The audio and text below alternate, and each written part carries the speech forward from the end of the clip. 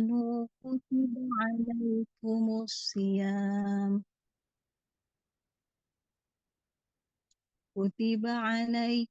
الصيام كما كتب على الذين من قبلكم لعلكم تتقون أياما معدودات فمن كان منكم مريضا أو على سفر فعدة من أيام أخر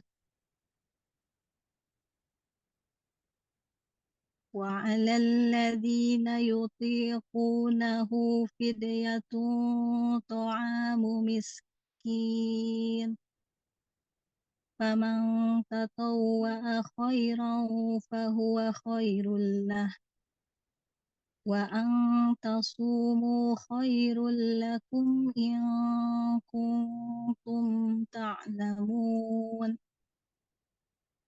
شهر رمضان الذي أنزل فيه القرآن هدى للناس وبينات من الهدى والفرقان فمن شهد منكم الشهر فليصمه ومن كان مريضا أو على سفر فعدة من أيام أخر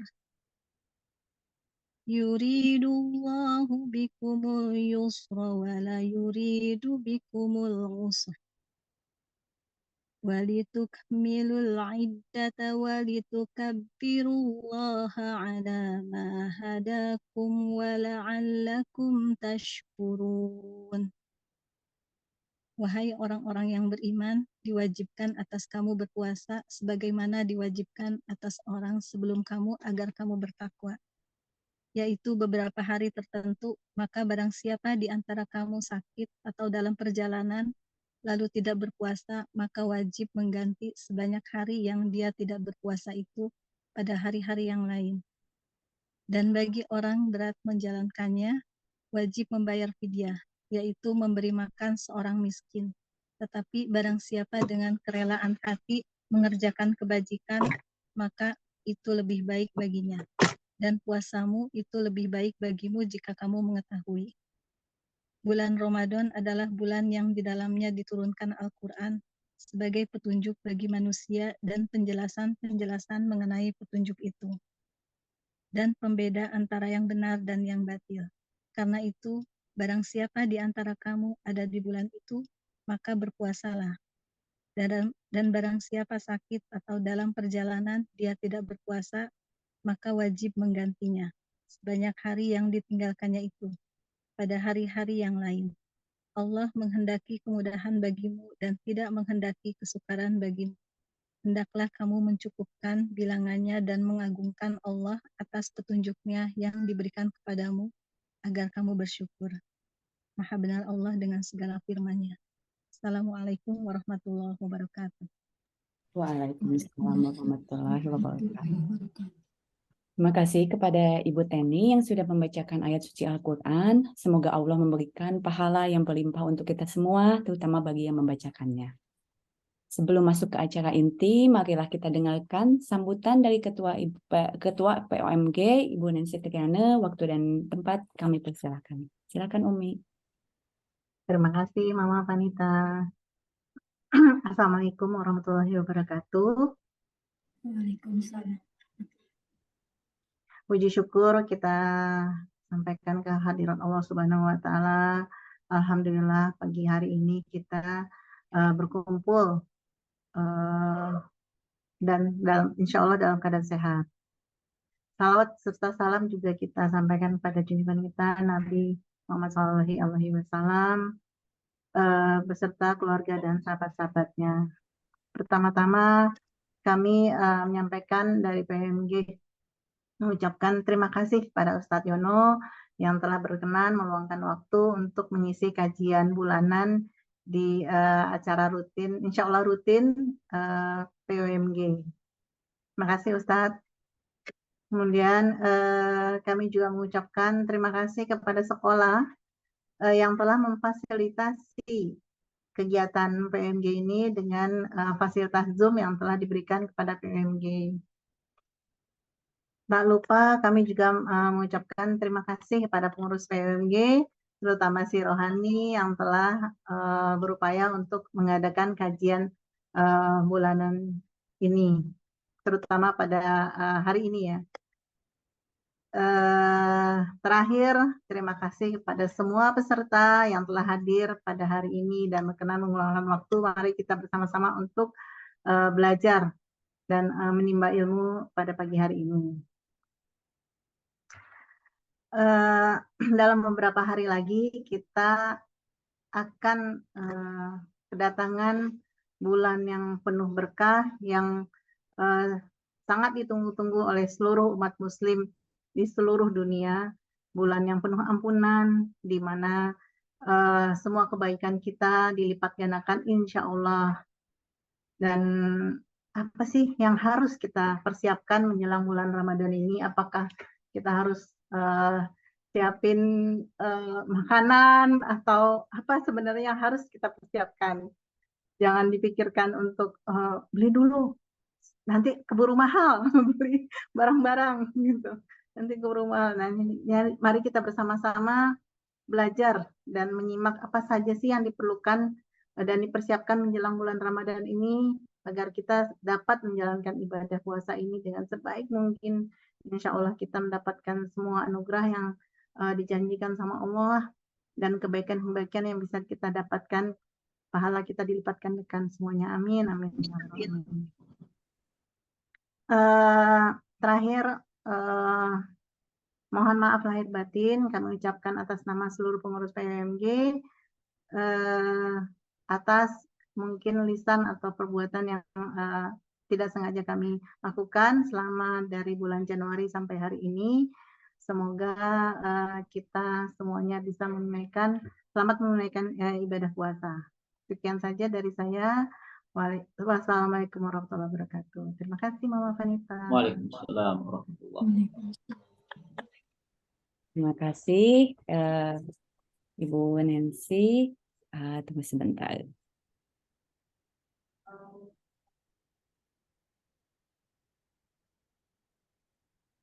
Terima kasih kepada Ibu Nancy, Ketua POMG SMA Alfa Centauri.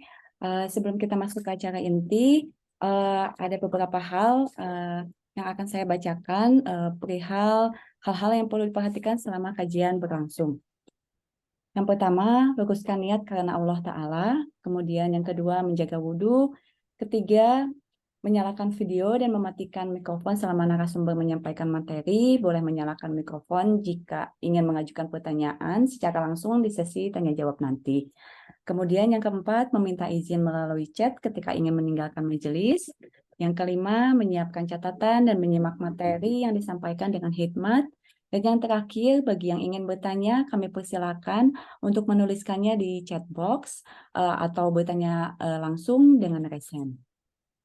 Kita akhirnya sampai di acara inti, ceramah takhir Ramadan pada pagi hari ini yang akan disampaikan oleh Ustadz Natmoyono, ST. Namun sebelumnya, izinkan saya untuk membacakan profil beliau. Beliau lahir di Jepara, tanggal 4 Mei tahun 1975. Beliau tinggal di daerah Bojong Soang, Bandung. Pendidikan dari SD sampai SMP di Jepara, SMA di Pati, kemudian melanjutkan S1 di Teknik Fisika ITB.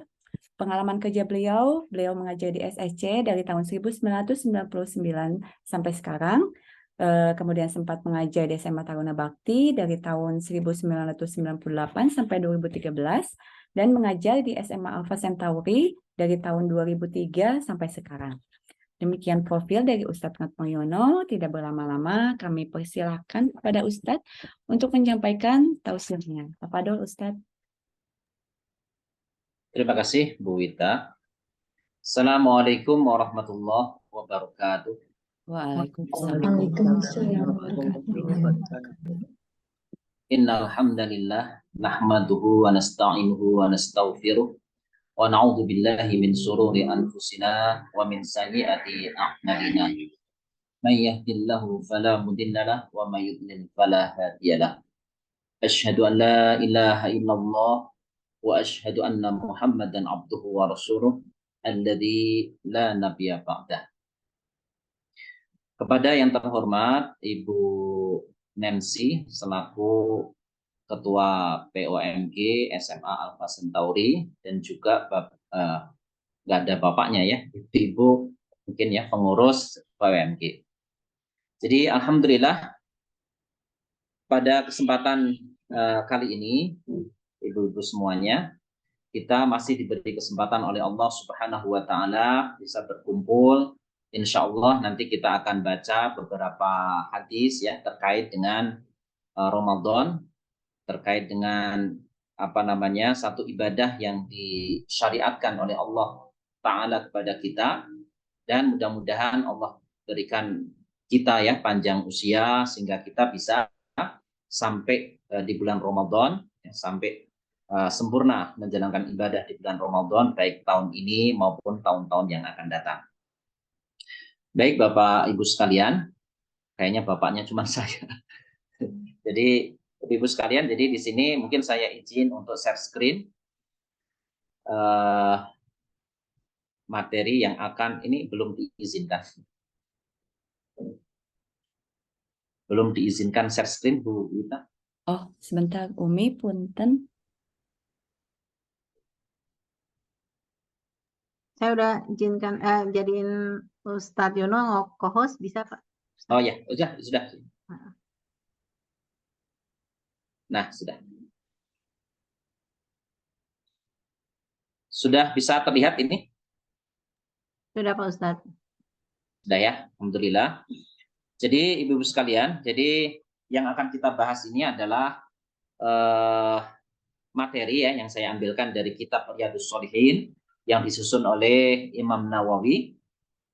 Jadi di sini bab yang kita bahas adalah babu wujubi shaumil Ramadan ya, bab wajibnya saum Ramadan, wa bayani fadlis siyam dan penjelasan fadilah atau keutamaan puasa, wa ma yata'allaqu bihi dan segala sesuatu yang terkait ya, yang terhubung dengan saum itu tadi, saum Ramadan. Nah, tadi sudah dibacakan ya satu ayat, tadi dibacakan ada beberapa ayat memang di surah Al-Baqarah. Nah, di sini saya ulangi lagi. Di sini saya bacakan satu ayat saja di ayat yang ke-183. Kalau Allah Ta'ala berfirman Allah Ta'ala, ya ayyuhalladzina amanu, wahai orang-orang yang beriman, kutiba alaikumusiyam, telah diwajibkan ya, telah ditetapkan atas kalian itu puasa. Kama kutiba, sebagaimana telah ditetapkan, diwajibkan alal ladzina min qablikum, atas orang-orang sebelum kalian, la'allakum tattaqun, supaya kalian bertakwa. Nah, jadi di ayat ini ibu-ibu sekalian, Allah Subhanahu wa taala menyerukan ya, mengajak ya, memanggil kepada kita insya Allah ya, termasuk orang-orang yang beriman. Jadi Allah memanggil wahai orang-orang yang beriman. Nah, orang iman ini itu Allah Ta'ala serukan untuk menjalankan satu kewajiban yang tujuan dari kewajiban itu, dalam hal ini saum tadi ya, di bulan Ramadan, itu adalah supaya kita ini menetapi derajat muttaqin ya, jadi derajat orang-orang yang bertakwa. Nah, jadi orang muttaqin atau orang yang bertakwa itu tentu saja adalah tingkatan atau keadaan yang lebih tinggi dibanding dengan orang yang beriman. Jadi maksudnya keimanan itu kan kalau menurut para ulama itu, kalau makna dasar dari iman itu adalah percaya atau yakin gitu ya, atau membenarkan. Nah, secara istilah seringkali yang disebut dengan iman itu adalah mempercayai atau meyakini di dalam hati, kemudian diungkapkan dengan lisan dan diwujudkan dengan perbuatan. Nah, itu iman. Nah, iman menurut para ulama itu yazidu yankus. Jadi bisa bertambah, bisa berkurang. Nah, jadi iman itu ya bisa bertingkat-tingkat. Jadi kadang bisa naik tingkatannya, kadang bisa turun begitu. Nah, ketika iman itu bertambah, nah nanti dalam kondisi tertentu puncak-puncaknya iman itu akan melahirkan ketakwaan begitu. Nah, jadi kalau takwa itu kan seringkali yang dijelaskan itu adalah menjalankan ya segala sesuatu yang diperintahkan oleh Allah Ta'ala dan menjauhkan ya diri kita itu dari perkara-perkara yang dilarangkan oleh Allah Subhanahu wa Ta'ala. Nah, itu yang diingatkan oleh setiap apa namanya khatib ya di atas mimbar itu selalu mengingat kepada apa namanya ya orang-orang yang beriman untuk menetapi derajat muttaqin. Nah, jadi ibu sekalian, takwa itu begitu. Jadi takwa itu adalah level tertentu dari keimanan yang level teratasnya begitu ya. Nah, dengan iman itu kemudian apa namanya perbuatan-perbuatan menghasilkan amalan-amalan dan kerangka iman itu tadi. Yang nanti wujudnya perbuatan yang disuruhkan oleh Allah Ta'ala atau menahan dirinya dari segala perkara yang dilarangkan oleh Allah Subhanahu wa Ta'ala. Jadi ya banyak di dalam Al-Quran itu disebutkan orang beriman disuruh untuk bertakwa. Seperti ayat yang mengatakan, ya ayyuhalladzina amanu ittaqullah haqqa tuqatih. Jadi wahai orang-orang yang beriman, takwalah kalian kepada Allah dengan sebenar-benarnya takwa. Nah, jadi yang disuruh untuk takwa itu ya orang beriman. Nah, jadi yang bisa menetapi derajat muttaqin ya hanya orang beriman begitu. Nah, jadi itu apa namanya iman dan takwa ya, Ibu-ibu sekalian. Nah, baik itu sesuatu yang sudah kita pahami ya. Jadi Allah sudah menetapkan kewajiban pada kita ya di antaranya adalah saum di bulan Ramadan. Bahkan itu menjadi salah satu rukun ya dari rukun Islam.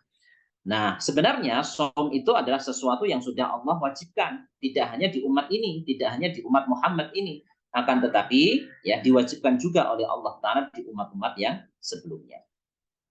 Nah, di sini ya Imam Nawawi dalam kitab Riyadhus Shalihin ini mengutip beberapa hadis. Yang pertama saya bacakan ini.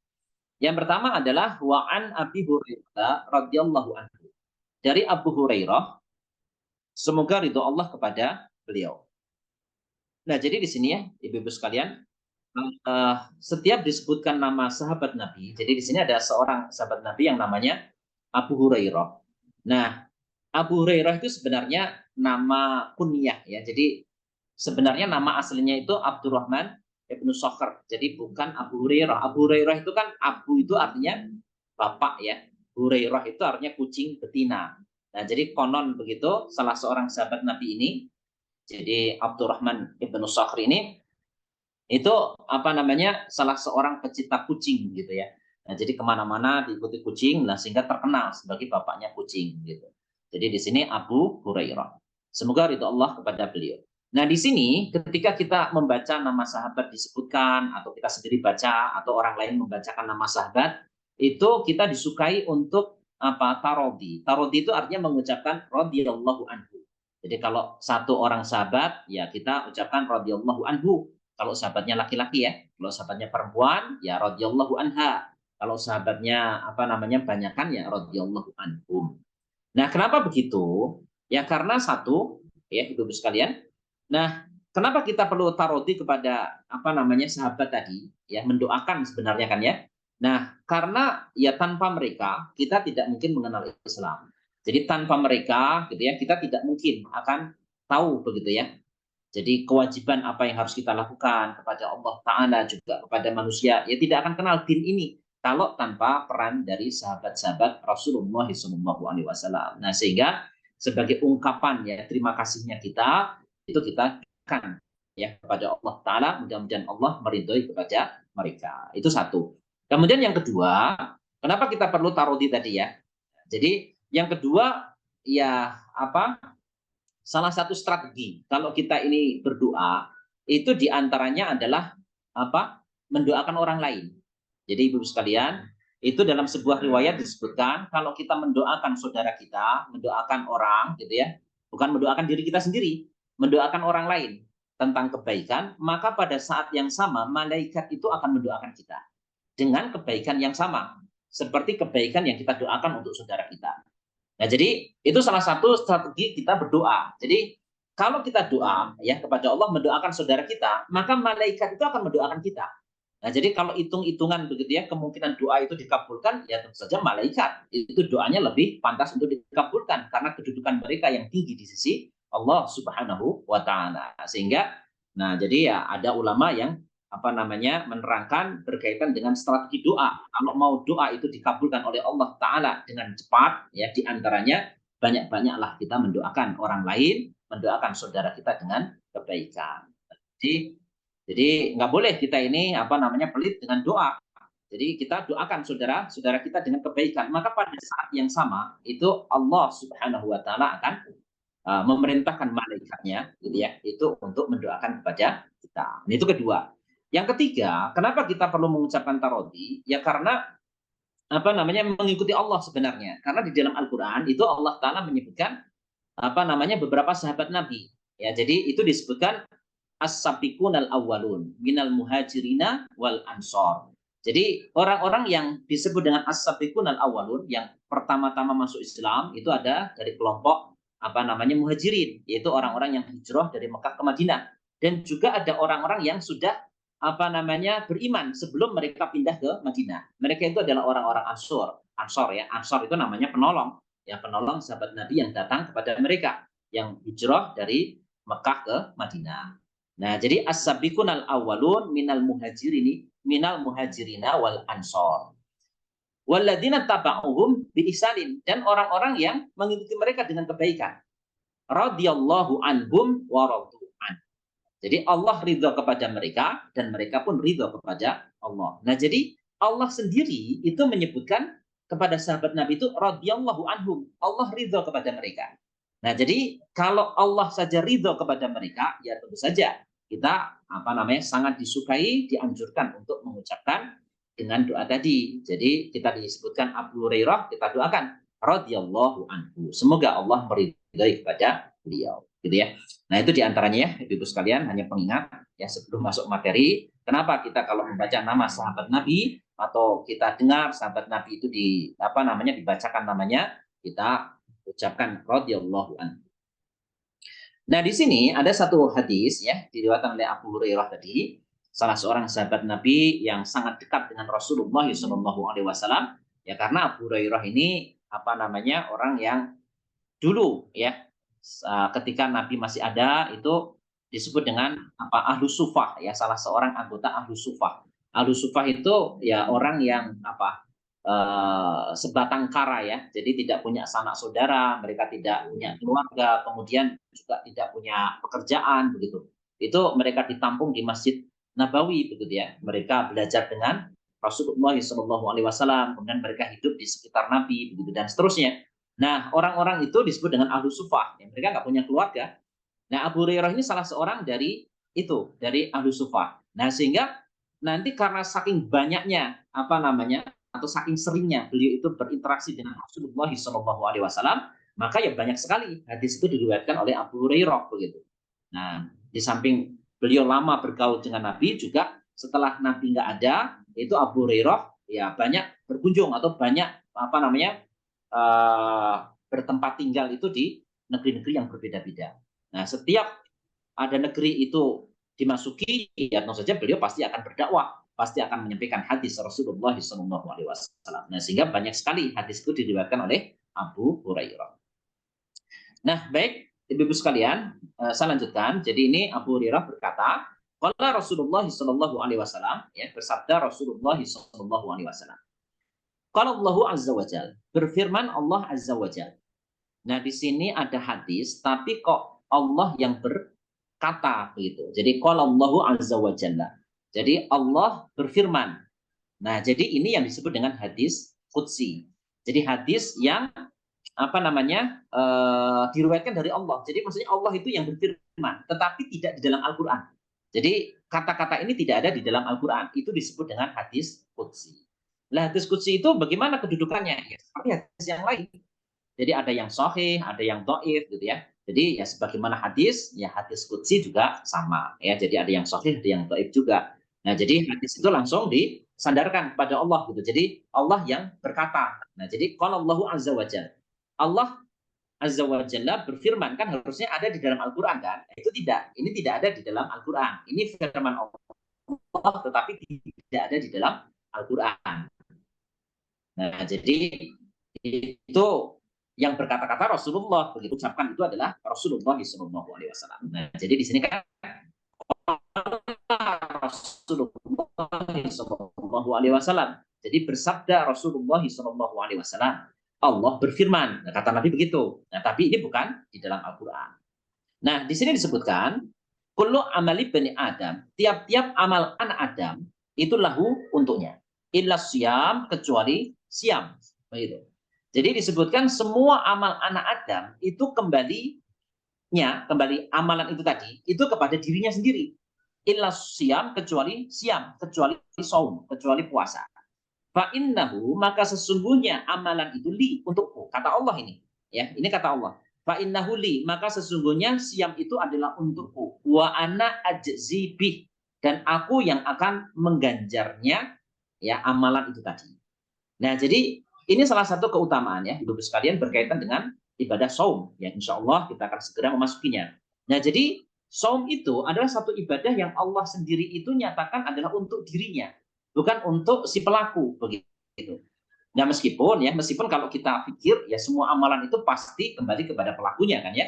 Ketika Allah memberikan ganjaran itu kembali kepada pelaku. Tetapi Allah menyandarkan untuk siam atau saum tadi itu untuk Allah, begitu.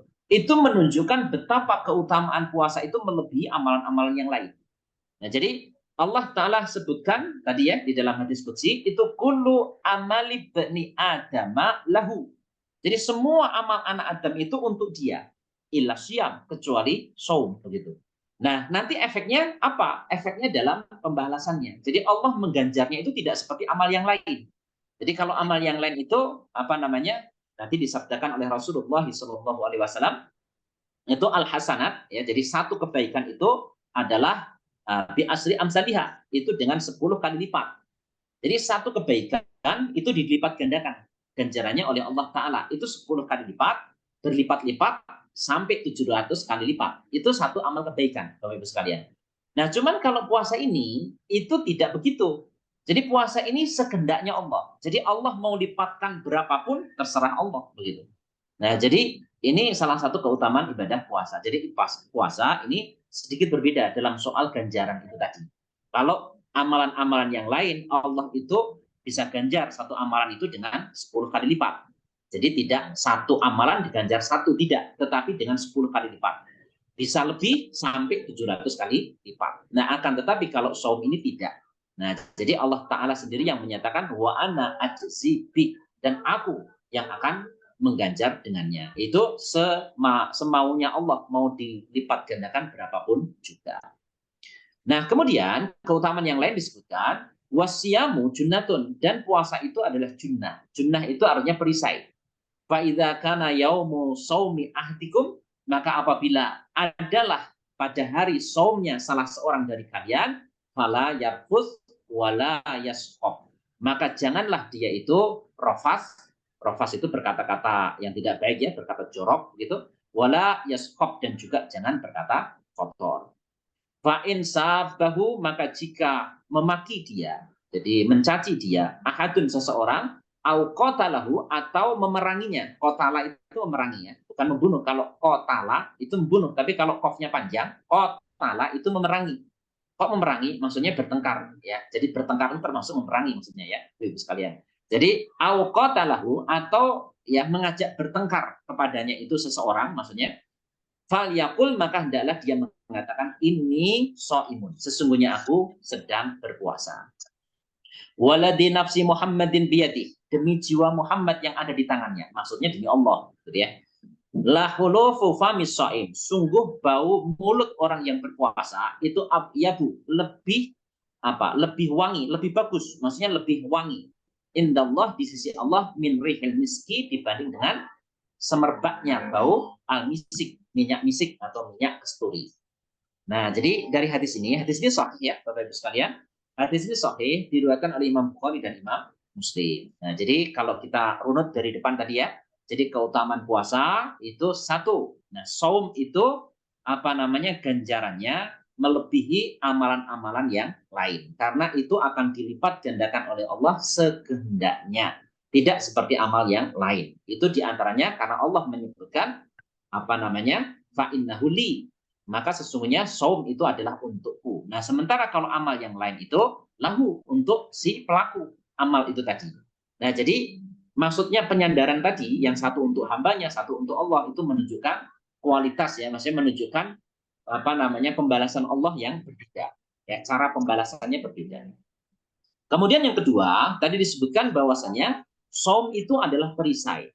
Ya, perisai, satu perisai untuk apa namanya? Ya, bagi yang melakukan saum itu dia tertahan untuk apa namanya? Melakukan hal-hal yang tidak diridhai oleh Allah Subhanahu wa taala. Jadi perisai. Jadi mendinding dirinya untuk tidak melakukan hal-hal yang mendatangkan kemurkaan Allah.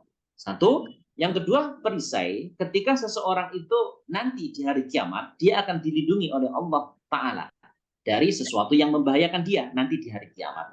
Nah itu karena ya Allah Ta'ala akan melindungi dia ya dari azab neraka. Itu perisai. Nah, jadi disebutkan wasyamu junnatun. Maka puasa itu adalah apa namanya junnah, itu adalah perisai. Nah, karena dia perisai, maka supaya perisai itu kuat, ya sempurna apa namanya kekuatannya sebagai perisai, sebagai pendinding tadi ya. Itu kemudian Rasulullah SAW menyebutkan, maka barang siapa yang berpuasa, maka jagalah lisannya. Jadi jangan mengucapkan sesuatu yang mendatangkan kemurkaan dari Allah Ta'ala. Jadi ya ucapan yang mendatangkan kemurkaan ya bisa bentuknya berkata bohong, bentuknya bisa apa ghibah, bentuknya bisa berkata-kata yang jorok, ya, berkata yang tidak benar dan seterusnya, menfitnah dan seterusnya. Nah, kemudian yang disebutkan tadi juga, kalau ada orang yang mencaci, yang memaki, yang merendahkan, tidak perlu dibalas. Nah, jadi ya itulah kalau orang itu sedang berpuasa disuruhkan begitu. Jadi tidak perlu apa namanya baper maksudnya ya. Jadi perasaannya harus dijaga. Jadi sedang berpuasa. Jadi biarkan saja yang demikian itu. Cukup mengatakan aku sedang berpuasa yang begitu. Nah, kemudian keutamaan yang lain, ya meskipun ada hal-hal yang mungkin menurut orang itu buruk, misalnya bau mulut orang yang berpuasa, itu kan ya pasti berbau ya, Bapak Ibu sekalian, meskipun dia gosok gigi, ya sudah apa sahur kemudian dia gosok gigi misalnya, tetap saja nanti kalau apa sudah apa berlalu beberapa saat, ya pagi sudah dilewati karena perut itu kosong, maka uap dari lambung itu akan keluar dan itu menyebabkan bau mulutnya. Bukan mulutnya yang bau sebenarnya, tetapi dari perutnya yang kosong tadi.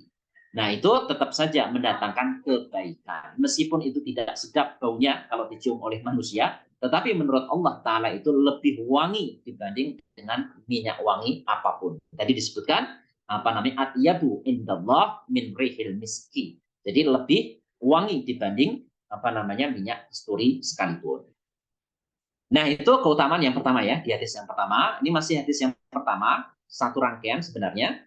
Di sini disebutkan lisoim, bagi orang yang berpuasa itu farhatani, ada dua kegembiraan. Nah, jadi yafrohuhuma, yang dia itu bergembira pada keduanya. Jadi bagi orang yang berpuasa itu ada dua kegembiraan. Ya, dia bergembira pada keduanya. Apa itu? Idza aftara, apabila dia berbuka, fariha bi fitrihi, maka dia bergembira dengan apa? Bukannya dengan makanan dan minuman yang sudah diperbolehkan kembali oleh Allah Ta'ala. Wa idza laqiya rabbahu, dan apabila dia berjumpa dengan Tuhannya nanti di hari kiamat, itu fariha bisaumihi, maka dia bergembira dengan ganjaran puasanya. Muttafaqun alaihi, disepakati hadis ini atasnya. Maksudnya kalau ada sebutan muttafaqun alaihi, itu maksudnya hadis ini disepakati oleh Imam Bukhari dan Imam Muslim. Nah, jadi itu dua orang yang apa namanya sangat masyhur ya Bapak Ibu sekalian, berkaitan dengan apa ketinggian derajat hadis yang diriwayatkan oleh keduanya. Bahkan diyakini hadis yang diriwayatkan oleh Imam Bukhari dalam kitab Sahih beliau itu adalah sesahih-sahihnya kitab ba'dal Quran. Jadi kitab hadis yang paling sahih setelah Al-Quran itu para ulama mengatakan Sahih Bukhari gitu. Nah, jadi demikian pula Sahih Muslim ya, tapi ada setelah apa namanya Imam Bukhari. Nah, jadi dua kitab hadis itu baik Bukhari maupun Muslim, apalagi yang diriwayatkan oleh keduanya, tentu saja itu sangat kuat ya tentang kesahihan hadis itu. Jadi kalau ada sebutan muttafaqun alaihi, itu maksudnya diriwayatkan oleh Imam Bukhari dan Imam Muslim. Nah, itu ya Bapak Ibu sekalian, dan insya Allah ya sebentar lagi kita masuk bulan Ramadan, dan insya Allah juga kita akan mendapatkan dua kegembiraan ini. Nah, satu kegembiraan yang langsung kita dapati. Jadi ketika kita apa namanya sudah seharian menahan haus, menahan lapar dan seterusnya. Ketika datang waktu berbuka, maka kita bergembira. Itu gembira yang mendatangkan keridhaan dari Allah Subhanahu wa taala, dan insya Allah kegembiraan nanti ketika kita berjumpa dengan Allah taala. Makanya tadi betul ya disebutkan oleh Bu Wina tadi, Bu Wita tadi ya. Jadi Bu Wita, jadi tadi disebutkan ya kita jaga keikhlasan ya, jaga niat dan seterusnya. Nah, itu demikian pula ketika kita saum, dan kalau saum kita karena Allah taala, ihtisab karena perintah Allah taala, mengharapkan ganjaran dari Allah, itu akan mendatangkan kebaikan-kebaikan. Baik, Ibu-ibu sekalian, itu yang tadi kita baca, ini masih serangkaian ya. Jadi di sini wahadzal lafdu, dan riwayat ini, lafaz ini itu riwayatil Bukhari. Itu ada di dalam riwayat Bukhari. Jadi wahadzal lafdu riwayatil Bukhari. Ini lafaz yang ada di dalam kitab Sahih Bukhari. Wa fi riwayatin lahu, dan di dalam riwayat yang lain pada Imam Bukhari itu juga disebutkan yatruku ta'amahu, dia meninggalkan makanannya, wa syarabahu, dan minumannya, wa syahwatahu, dan syahwatnya, itu min ajli, ya, itu dari sebab aku. Nah, jadi itu disebutkan begitu. Nah, jadi dia meninggalkan makanan, minuman, kemudian syahwatnya, ya, keinginan-keinginannya, ya, syahwat yang lain, itu min ajli, itu dengan sebab ketaatannya kepada Allah, dengan sebab takutnya dia kepada Allah Ta'ala. Jadi asyamu li wa ana ajzi bih. Jadi siam atau puasa itu adalah untukku, dan aku yang akan mengganjarnya secara langsung. Wal hasanatu bi asyri amsalihha. Sementara satu kebaikan itu dengan 10 kali lipat semisalnya. Ya. Jadi ini menegaskan yang pertama tadi ya, Bapak Ibu sekalian, tentang pahala puasa. Baik, saya lanjutkan hadis yang kedua. Hadis yang kedua, wa anhu, dan dari beliau juga. Ini maksudnya adalah dari Abu Hurairah. Anna Rasulullah sallallahu alaihi wasallam, bahwasanya Rasulullah sallallahu alaihi wasallam qala, beliau bersabda, man anfaqa, barang siapa yang berinfak, ya, man anfaqa zaujaini, dua pasang, fi sabilillah, nudiya min abwabil jannah. Barang siapa yang berinfak itu dua pasang apa? Ada yang mengatakan ini dua pasang kuda, ada yang mengatakan dua pasang unta, begitu ya. Pokoknya dua pasang, wallahu alam. Jadi ini barang siapa berinfak itu sepasang, begitu. Jadi dua pasang itu maksudnya sepasang ya. Jadi ya yang berpasangan gitu ya, diinfakkan itu di jalan Allah, maka orang itu akan dipanggil ya dari pintu-pintu surga. Apa panggilannya? Ya Abdullah, wahai hamba Allah, hadza khair, ini yang lebih baik. Sebagai balasan dari apa yang dulu pernah kalian lakukan di dunia. Nah, jadi yaitu balasan Allah berupa jannah, berupa surga. Nah, jadi nampaknya ya ibu-ibu sekalian, surga itu punya beberapa pintu. Abwab itu bentuk jamak dari babun yang artinya pintu. Nah, jadi surga itu punya pintu. Ya, pintunya banyak, ada 8 pintu. Nah, jadi orang yang berjihad ya fisabilillah tadi, dia berinfak fisabilillah, itu akan dipanggil dari pintu-pintu surga. Panggilannya apa? Wahai hamba Allah. Ya, inilah balasan Allah yang lebih baik dari apa yang kalian sudah amalkan ketika di dunia. Nah, terus disebutkan oleh Rasulullah, faman kana min ahli sholah, maka siapa saja yang dia termasuk ahli sholah itu maksudnya ya orang yang amalan andalannya itu adalah sholat. Jadi ya kita kan ahli sholat semua, ya kan, minimal sholat wajib kan ya, sholat wajib yang 5 kali 5 waktu sehari semalam itu yaitu kewajiban, yaitu kan rukun Islam kan ya. Jadi semua orang Islam wajib menunaikan itu. Tapi ada orang-orang yang andalan amalnya itu sholat sekalian. Jadi ya dia senang kalau sholat sunnah gitu. Jadi sholat sunnah itu menjadi amalannya. Ada sholat duha dia jalani, kemudian ada sholat rawatib tidak ketinggalan, kemudian tahajudnya tidak ketinggalan, kemudian ya macam-macam, subuh, wudhu, macam-macam. Jadi sholat sunnah dia dawam, dia terus menerus menjalani itu. Nah, ada orang yang andalannya itu adalah amalan sholat tadi. Nah, orang semacam ini kalau ibadahnya itu ikhlas karena Allah Subhanahu wa taala, nanti dia termasuk ahlu sholat. Jadi ahlinya sholat. Nah, orang ini du'iya min babis sholat. Dia akan dipanggil nanti di sana ya, di akhirat nanti, itu dipanggil oleh surga itu dari pintu sholat. Jadi ada yang manggil-manggil dari sana. Jadi ya Abdullah, ya dipanggil namanya, gitu ya. Nah, jadi itu dipanggil dari pintu sholat. Wa man kana min ahlil jihad, barang siapa yang dia termasuk orang yang ahlu jihad, itu du'iya min babil jihad, dia akan dipanggil dari pintu jihad. Wa man kana min ahli syam, barang siapa yang dia itu dari kalangan orang-orang yang amalan andalannya itu saum atau puasa tadi, du'iya min babil royan, maka dia akan dipanggil dari pintu ar-royan. Jadi ada sebutan khusus di sini, ada yang disebut dengan pintu ar-royan, pintunya orang yang berpuasa. Wa man kana min ahli shadaqah, barang siapa yang termasuk ahli shadaqah, du'iya min babis shadaqah, maka dia akan dipanggil dari pintu shadaqah. Nah, kemudian qala Abu Bakar, berkata Abu Bakar As-Siddiq radhiyallahu anhu. Jadi ketika mendengar hadis ini, Abu Bakar As-Siddiq mengatakan begini, Ibu sekalian. Bi abi anta wa ummi, demi ibuku dan demi bapak dan ibuku, kata Abu Bakar. Jadi ini demi di sini itu bukan sumpah, karena sumpah itu tidak boleh kecuali dengan asma Allah ya. Nah, di sini cuma penegasan aja. Nah, jadi memang ungkapan orang sana, orang Arab itu kalau untuk menegaskan kata-kata itu begitu. Jadi dia menggunakan lafadz qasam, ya, jadi huruful qasam, jadi huruf sumpah, tetapi bukan dimasukkan untuk sumpah maksudnya. Jadi bi abi anta wa ummi, jadi maksudnya itu demi ibu dan bapakku, ya, demi bapakku dan ibuku, begitu. Kata Abu Bakar, ya Rasulullah, wahai Rasulullah, ma'ala man du'iya min tilkal abwab min daruratin. Beliau mengatakan tidak ada pada seseorang, ya, pada siapa yang dipanggil dari pintu-pintu itu ada masalah. Jadi maksudnya tidak ada masalah begitu. Orang itu dipanggil dari pintu mana saja, meskipun cuma satu pintu, kan dia akan tetap masuk jannah kan, tetap dia akan masuk surga dari pintu manapun begitu. Itu nggak ada masalah begitu.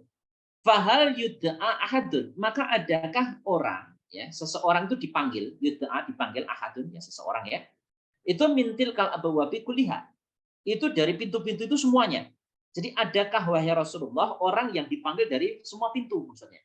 Qala, Rasulullah mengatakan na'am ada. Wa arju an takuna minhum, dan aku mengharapkan engkau termasuk dari mereka. Muttafaqun alaihi, disepakati hadis ini oleh Imam Bukhari dan Imam Muslim. Nah, jadi Ibu sekalian, jadi di sini disebutkan ya. Jadi salah satu keutamaan orang yang saum itu diantaranya adalah nanti di hari kiamat dia akan bergembira ketika berjumpa dengan Allah, diantaranya karena dia dipanggil dari satu pintu khusus ya yang disebut dengan ar-royan. Nah, itu tidak dimasuki oleh orang kecuali orang yang saum, kecuali orang yang berpuasa tadi. Itu dipanggilnya dari situ. Nah, kemudian yang kedua, surga itu punya beberapa pintu. Tadi sudah disebutkan ya, ada 8 pintu jannah ya. Jadi orang masuk surga itu macam-macam begitu. Jadi orang itu masuk surga dari pintu yang berbeda-beda. Nah, makanya dari sini ya mudah-mudahan kita didik diri kita, ya mudah-mudahan kita juga punya amal-amal andalan begitu ya Ibu sekalian. Nah, jadi mungkin orang itu ada yang suka sholat, ya sholat sunnah itu senang gitu ya menjalaninya. Ada yang tidak, ada juga yang kalau saum itu senang. Nah, jadi senang begitu. Jadi ya amalan-amalan itu yang mudah-mudahan itu adalah sebagai amalan andalan gitu ya. Akan ya menjadi sesuatu yang bisa diandalkan ketika seseorang nanti di hari kiamat. Ya meskipun bahwasanya seseorang masuk jannah itu sekali lagi bukan karena amalnya. Itu kata Rasulullah SAW. Jadi tidak ada orang itu masuk dalam surga itu karena amalnya. Loh, kok tidak ada orang masuk surga karena amalnya? Ya iya, karena memang kalau seandainya amal itu diganjar satu, seperti dia beramal, itu tidak ada seorang pun yang bisa masuk surga. Karena harga surga itu tidak sepadan. Ya, tidak sepadan dengan amalan, itu tidak sepadan. Jadi kalau seandainya orang itu tidak pernah berdosa, jadi nggak pernah namanya dia berdosa misalnya ya. Nah, kemudian semua kebaikan dia lakukan semenjak dia lahir sampai meninggal misalnya, itu pun tidak mungkin membeli harganya surga. Jadi surga itu tidak kebeli sebenarnya, Bapak Ibu sekalian. Jadi tidak kebeli. Nah, terus kok bisa masuk surga? Itu karena rahmatnya Allah, karena belas kasihnya Allah. Nah, ketika Rasulullah menjelaskan soal ini, itu sampai Aisyah radhiyallahu taala anha itu sampai mengatakan wala anta ya Rasulullah, tidak pula engkau itu masuk jannah bukan karena amal. Rasulullah mengatakan iya. Nah, jadi artinya memang karena belas kasih Allah. Nah, cuman kita harus ingat, datangnya belas kasih Allah ketika orang itu beramal karena Allah, beramal karena ikhlas. Karena Allah Subhanahu wa Ta'ala itu mendatangkan rahmatnya Allah. Nah, karena rahmatnya Allah itulah diantaranya kita saum. Itu kalau seandainya diganjar seperti kita saum, ya nggak akan sanggup itu membeli harga surga. Tidak mungkin kita dipanggil dari pintu Ar-Rayyan, nggak mungkin. Tapi karena Allah lipat gandakan ganjarannya, Allah lipat-lipatkan terus sampai tidak terhitung ketika orang itu berpuasa, itu yang menyebabkan orang itu dilayakkan oleh Allah masuk ke dalam jannah. Tadi kan disebutkan ya, itu amalan jadi satu kebaikan, jadi al-hasanat, jadi satu kebaikan itu apa namanya dengan 10 kali lipatnya. Sampai berlipat-lipat sampai 700 kali lipat. Masya Allah ya. Jadi itu cara Allah membelas kasihani hambanya, membelas kasihani kita semua sekalian. Ya, karena kalau tanpa itu nggak mungkin. Kalau tidak dilipat-lipatkan oleh Allah Ta'ala kebaikannya, ganjarannya nggak mungkin orang itu masuk ke dalam jannah. Siapapun dia. Nah, jadi hanya belas kasih Allah saja seseorang itu dipantaskan masuk ke dalam jannah. Baik, Ibu-ibu sekalian, ini saya lanjutkan lagi. Hadis yang ketiga. Nah, hadis ketiga di sini disebutkan wa an Sahlib bin Sa'din radhiyallahu anhu anin Nabi sallallahu alaihi wasallam qala. Dari Nabi sallallahu alaihi wasallam beliau bersabda, "Inna fil jannah, sesungguhnya di dalam surga itu ada baban, ada satu pintu. Yuqalu lahu ar-Rayyan, yang disebut ya padanya atau dikatakan padanya atau dinamai padanya itu ar-Rayyan, pintu ar-Rayyan. Yadkhulu minhu, masuk melalui pintu itu tadi, itu as-shaimun, orang-orang yang berpuasa, yaumal qiyamah, pada hari kiamat. La yadkhulu minhu, tidak masuk dari pintu tadi, itu ahadun, seorang pun, ghairuhum, selain mereka. Jadi tidak ada seorang pun yang masuk ke dalam surga, ya, itu melalui pintu ar-Rayyan, kecuali dia adalah shaimun, orang-orang yang menjalankan puasa, dan puasanya diterima oleh Allah Ta'ala. Yuqalu, dikatakan pada saat itu, aina shaimun, di mana orang-orang yang berpuasa? Fayakumuna, maka mereka berdiri. La yadkhulu minhu ahadun ghairuhum, tidak masuk melalui pintu ar-Rayyan seorang pun selain mereka. Fa idza dakhulu, maka apabila mereka sudah masuk, ughliqa, dikunci. Falam yadkhul, maka tidak masuk minhu, darinya itu ahadun, seorang pun juga. Muttafaqun alaihi, hadis ini sahih, diriwayatkan oleh Imam Bukhari dan Imam Muslim. Nah, jadi ibu-ibu sekalian, di sini disebutkan bahwasanya itu memang pintu khusus ya bagi orang-orang yang berpuasa. Jadi tidak masuk kecuali memang orang itu berpuasa. Dan setelah mereka semua masuk, dikunci, pintunya dikunci, sehingga ya orang lain tidak mungkin masuk melalui pintu itu tadi. Nah, itu menunjukkan keutamaan orang-orang yang berpuasa karena Allah Subhanahu wa Ta'ala.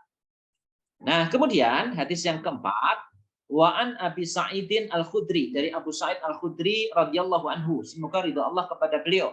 Qala, beliau berkata, qala Rasulullah sallallahu alaihi wasallam, bersabda Rasulullah, ma min abdin yasumu yauman fi sabilillah, tidaklah seorang hamba itu berpuasa satu hari fi sabilillah, illa ba'adallahu, kecuali Allah jauhkan bidzalikal yaum, dengan sebab hari itu, wajahahu, wajahnya, anin nari, dari neraka itu, sab'ina kharifan, itu selama 70 tahun perjalanan. Muttafaqun alaihi, disepakati di sini oleh Imam Bukhari dan Imam Muslim. Nah, jadi satu hari ketika seseorang itu berpuasa, maka dia dijauhkan oleh Allah itu 70 tahun dari neraka.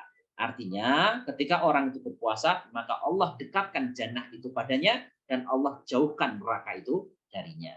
Itu dijauhkan 70 tahun, itu maksudnya ya dijauhkan sehingga orang itu lebih dekat ke dalam jannah. Jadi kalau jauh dari neraka, ya dekat ke surga. Tidak mungkin jauh dari neraka, jauh dari surga. Enggak. Jadi maksudnya jauh dari neraka, itu maksudnya Allah mudahkan orang itu masuk ke dalam surganya. Mudah-mudahan kita semua termasuk orang-orang yang dijauhkan dari api neraka dan dimudahkan oleh Allah Ta'ala masuk ke dalam jannah. Nah, kemudian hadis yang kelima, wan Abi Hurairah radhiyallahu anhu, dari Abu Hurairah semoga ridho Allah kepada beliau. Ani Nabi sallallahu alaihi wasallam, dari Nabi sallallahu alaihi wasallam, qala, beliau berkata, man shoma Ramadan imanan wa ihtisaban, barang siapa puasa di bulan Ramadan karena iman dan ihtisab. Ya, ihtisab itu maksudnya adalah mengharapkan ganjaran dari Allah Ta'ala semata-mata. Bukan karena niat-niat yang lain, tapi semata-mata mengharapkan pahala dari Allah Ta'ala. Itu ghufira lahum ma taqaddama min dzanbi. Jadi diampuni baginya apa yang taqaddama, sudah berlalu min dzanbi, dari dosa-dosanya. Nah, jadi puasa Ramadan itu bisa menghapus dosa-dosa sebelumnya. Jadi Allah hapuskan dosa-dosanya, sehingga ketika orang berpuasa, puasanya diterima oleh Allah Ta'ala, ya dia bersih dari dosa-dosa di masa lalunya, karena sudah diampuni oleh Allah Subhanahu wa Ta'ala. Nah, kemudian hadis ke-6, ya, hadis terakhir di bab ini, bab tentang keutamaan puasa, itu disebutkan wa anhu, dan dari beliau juga, maksudnya dari Abu Hurairah radhiyallahu anhu, semoga ridho Allah kepada beliau, anna Rasulullah sallallahu alaihi wasallam qaal, bahwasanya Rasulullah sallallahu alaihi wasallam bersabda, idza jaa Ramadan, apabila datang bulan Ramadan, futihat abwabul jannah, dibukakanlah pintu-pintu surga. Nah, jadi pintu-pintu surga itu dibuka. Kenapa disebut dengan abwab? Ya tadi, karena pintu-pintu surga itu banyak, ada 8. Nah, jadi bulan Ramadan itu bulan di mana Allah mudahkan seseorang masuk ke dalam jannah. Ditandai dengan apa? Ya dibuka. Pintu-pintu surganya itu dibuka. Maksudnya Allah mudahkan seseorang itu untuk mengambil pintu-pintu yang mana yang dia sukai. Jadi Allah buka lebar pintu-pintu surga tadi. Wa ghulliqat abwabun nar, bahkan dikunci pintu-pintu neraka. Jadi dibuat sulit orang itu masuk ke dalam neraka. Karena kalau dikunci kan susah masuk kan ya. Sekalian kan kalau kita terkunci misalnya nggak bisa masuk ke dalam rumah kan. Nah, itu pintu neraka dikunci, artinya dibuat susah orang itu terjebur ke dalam neraka. Itulah bulan Ramadan. Wasuffidat, dan dibelenggu asyayatin, setan-setan. Muttafaqun alaihi, disepakati di sini oleh Imam Bukhari dan Imam Muslim. Nah, jadi di sini keutamaan yang lain. Jadi apabila datang bulan Ramadan, maka Allah Ta'ala jadikan bulan itu di mana orang-orang beriman itu lebih mudah, dijadikan mudah oleh Allah Subhanahu wa Ta'ala masuk ke dalam jannah, dan dibuat sulit begitu untuk masuk ke dalam neraka. Nah, bagaimana tidak? Pintu surganya dibuka, pintu nerakanya ditutup. Nah, kalau orang itu misalnya cuma menggelinding begitu saja, pasti akan jatuh ke yang terbuka kan? Tidak jatuh ke yang tertutup, nggak bisa, akan dikunci. Nah, jadi tentu saja akan dimudahkan oleh Allah Ta'ala masuk ke dalam jannah. Dan demikian pula setan itu dibelenggu oleh Allah Ta'ala. Ya, artinya pengaruh setan itu dikurangi, begitu ya, dijadikan ya pengaruhnya sedikit atau ya tidak ada. Jadi karena setannya dibelenggu begitu. Nah, kalau di hari-hari yang lain kan tidak dibelenggu. Ini dibelenggu di bulan Ramadan itu. Nah, jadi itu artinya ya orang itu lebih disusahkan lagi untuk melakukan perbuatan-perbuatan yang mendatangkan kemurkaan dari Allah Subhanahu wa Ta'ala. Baik, Ibu-ibu sekalian, jadi itu hadis-hadis yang terkait dengan keutamaan puasa. Jadi kalau kita runut dari atas tadi, apa saja keutamaan puasa? Ya, tadi disebutkan puasa itu berbeda dengan amalan-amalan lain, di mana Allah sendiri yang akan mengganjar pahala puasa itu sekehendaknya, tidak seperti amalan yang lain itu dilipat gandakan 10 sampai 700 kali. Allah bisa menggandakan pahala puasa itu berlipat-lipat ganda lebih dari itu semua. Kemudian yang kedua, puasa itu adalah perisai. Ya, perisai tadi ya untuk melindungi diri kan, karena memang fungsi dari perisai itu adalah melindungi diri kita. Nah, jadi baik di dunia ya, jadi dan juga di akhirat nanti. Di dunianya ya maksudnya sebagai pelindung dari hal-hal yang mendatangkan kemurkaan dari Allah. Ya, jadi puasa itu menjadikan seseorang itu direm begitu ya, untuk tidak melakukan hal-hal yang tidak baik, tapi dimudahkan untuk melakukan hal-hal yang baik. Nah, kemudian hal-hal yang tidak, maksudnya yang ya tidak enak di dalam puasa itu tetap mendatangkan kebaikan. Tadi disebutkan bau mulut orang yang berpuasa meskipun tidak nyaman, tidak sedap, tetapi menurut pandangan Allah Ta'ala itu adalah mulia, itu wangi, lebih wangi dari minyak paling wangi, minyak kasturi sekalipun. Nah, itu diantaranya. Kemudian kegembiraan orang yang berpuasa ketika dia terbuka, ketika nanti berjumpa dengan Allah, gitu ya. Nah, kemudian tadi orang yang berpuasa dipanggil khusus dari pintu jannah, yaitu pintu Ar-Royan. Nah, itu hadis-hadis yang terkait dengan keutamaan puasa. Ini dilanjutkan dulu atau ini sampai jam berapa ya, Bu Wita? Sebenarnya ini sampai untuk pemaparan materi sampai 10:05 Ustadz, pas. Oh, Tapi kalau memang masih ada, karena masih ada materi, mangga dilanjutkan aja dulu Ustadz. ya jadi apa namanya? Memang ini materinya masih ya kalau di apa namanya masih banyak misal. Jadi apa namanya? Mungkin sambil apa namanya? Kalau misalnya ada pertanyaan, ya Iya. mungkin nanti sambil jalan, maksudnya kita sambil apa? Selingi dengan pertanyaan dulu mungkin, Bu Wita. Boleh. Ini sebenarnya udah ada satu pertanyaan, mungkin bisa dijawab dulu aja Ustadz ya. Ya. Ada satu pertanyaan yang masuk, mungkin bisa dijawab dulu. Ustadz, kalau tadi pintu sholat adalah untuk orang-orang yang suka sholat seperti sholat sunat. Kalau pintu puasa berarti orang yang suka puasa sunnah selain puasa wajib ya Ustadz? Mangga Ustadz. Ya, jadi ya Ibu-ibu sekalian, jadi memang ada satu apa namanya batasan minimal ya, karena itu kalau kita sebut sebagai rukun Islam kan ya. Jadi rukun Islam itu seperti yang diajarkan oleh malaikat Jibril pada waktu itu. Jadi suatu ketika Rasulullah SAW itu pernah kedatangan orang yang rada aneh begitu ya. Rada aneh karena tidak dikenal. Jadi sahabat-sahabat Nabi pun tidak mengenal orang itu. Nah, orang ini sangat hitam rambutnya, pakaiannya sangat putih, dan ketika berjalan di atas pasir gitu ya, itu tidak apa kayak tidak napak gitu. Jadi jejaknya nggak ada. Nah, orang ini tiba-tiba datang di hadapan Rasulullah SAW. Kemudian orang ini bertanya kepada Rasulullah tentang beberapa hal. Nah, di antaranya orang ini menanyakan, "Ya Muhammad, akhbirni anil Islam." Wahai Muhammad, kabarkan kepadaku berkaitan dengan Islam. Apa itu Islam? Nah, kemudian Rasulullah SAW menjawab bahwasanya Islam itu satu, engkau mengucapkan 2 kalimat syahadat, engkau menjalankan sholat, engkau menjalankan puasa di bulan Ramadan, engkau membayar zakat, kemudian engkau apa namanya haji bagi orang yang mampu begitu. Nah, jadi dijawab oleh Rasulullah SAW dengan rukun Islam. Nah, jadi ada 5 ya, syahadat, sholat, kemudian zakat, shaum di bulan Ramadan, kemudian haji. Nah, itu dijawab oleh Rasulullah SAW dengan jawaban itu. Kemudian ketika dijawab, si orang ini itu mengatakan sodakta, engkau benar. Jadi ini kan seperti menguji kan ya, pertanyaan menguji Rasulullah SAW. Jadi orang itu bertanya sih, sebenarnya ada beberapa hal yang ditanyakan. Pertama itu tentang Islam, kemudian tentang iman, kemudian yang ketiga itu ihsan. Yang keempat itu tentang apa namanya hari kiamat. Itu yang ditanyakan. Ada 4 perkara tadi. Nah, jadi ternyata yang datang itu ketika mereka orang tadi pergi, terus Rasulullah SAW bertanya ya kepada para sahabat, tahukah kalian siapa tadi yang datang? Nggak ada yang tahu. Para sahabat, Allahu wa rasuluhu alam. Allah dan Rasulnya yang lebih tahu siapa yang datang tadi. Rasulullah mengatakan itu adalah Jibril yang datang kepada kalian untuk mengajar kalian agama. Nah, jadi Bapak Ibu sekalian, nah kalau kita merujuk kepada rukun Islam, itu kan namanya rukun. Rukun itu ya sesuatu yang harus dipenuhi. Kalau tidak dipenuhi ya jadi tidak sah. Itu namanya rukun kan ya. Nah, jadi itu harus terpenuhi. Jadi ketika seseorang itu mengatakan dirinya Islam, maka itu diungkapkan satu dengan 2 kalimat syahadat.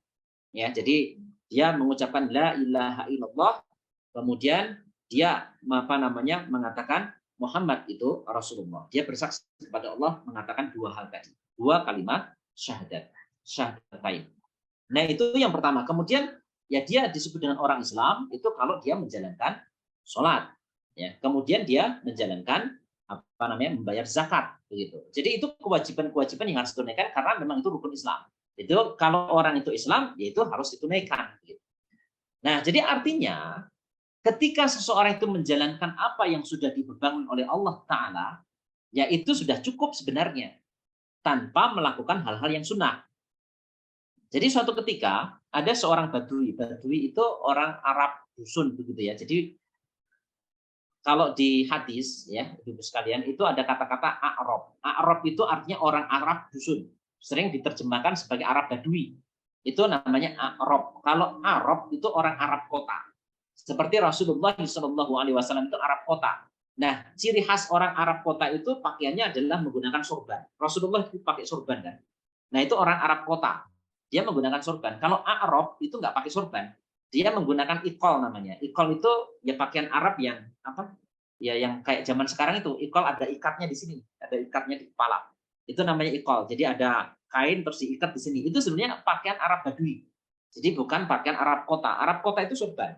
Rasulullah SAW tidak menggunakan ikol karena beliau bukan Arab Badui, beliau itu orang Arab kota, Arab gitu ya, jadi bukan Arab. Nah, jadi ada orang Arab Badui, dia masuk Islam. Nah, kemudian dia menanyakan kepada Rasulullah SAW, kalau saya sudah masuk Islam, apa kewajiban saya? Kemudian dijawablah oleh Nabi dengan rukun Islam tadi. Kemudian si Badui ini itu mengatakan, aku tidak akan mengurangi dan tidak akan menambahkan dari apa yang sudah aku katakan. Jadi sholat ya cuma 5 waktu, gitu ya. Kemudian dia bayar zakat, kemudian saumnya ya cuma Ramadan doang, gitu ya. Nah, jadi itu saja yang dia jalani. Jadi batas minimalnya.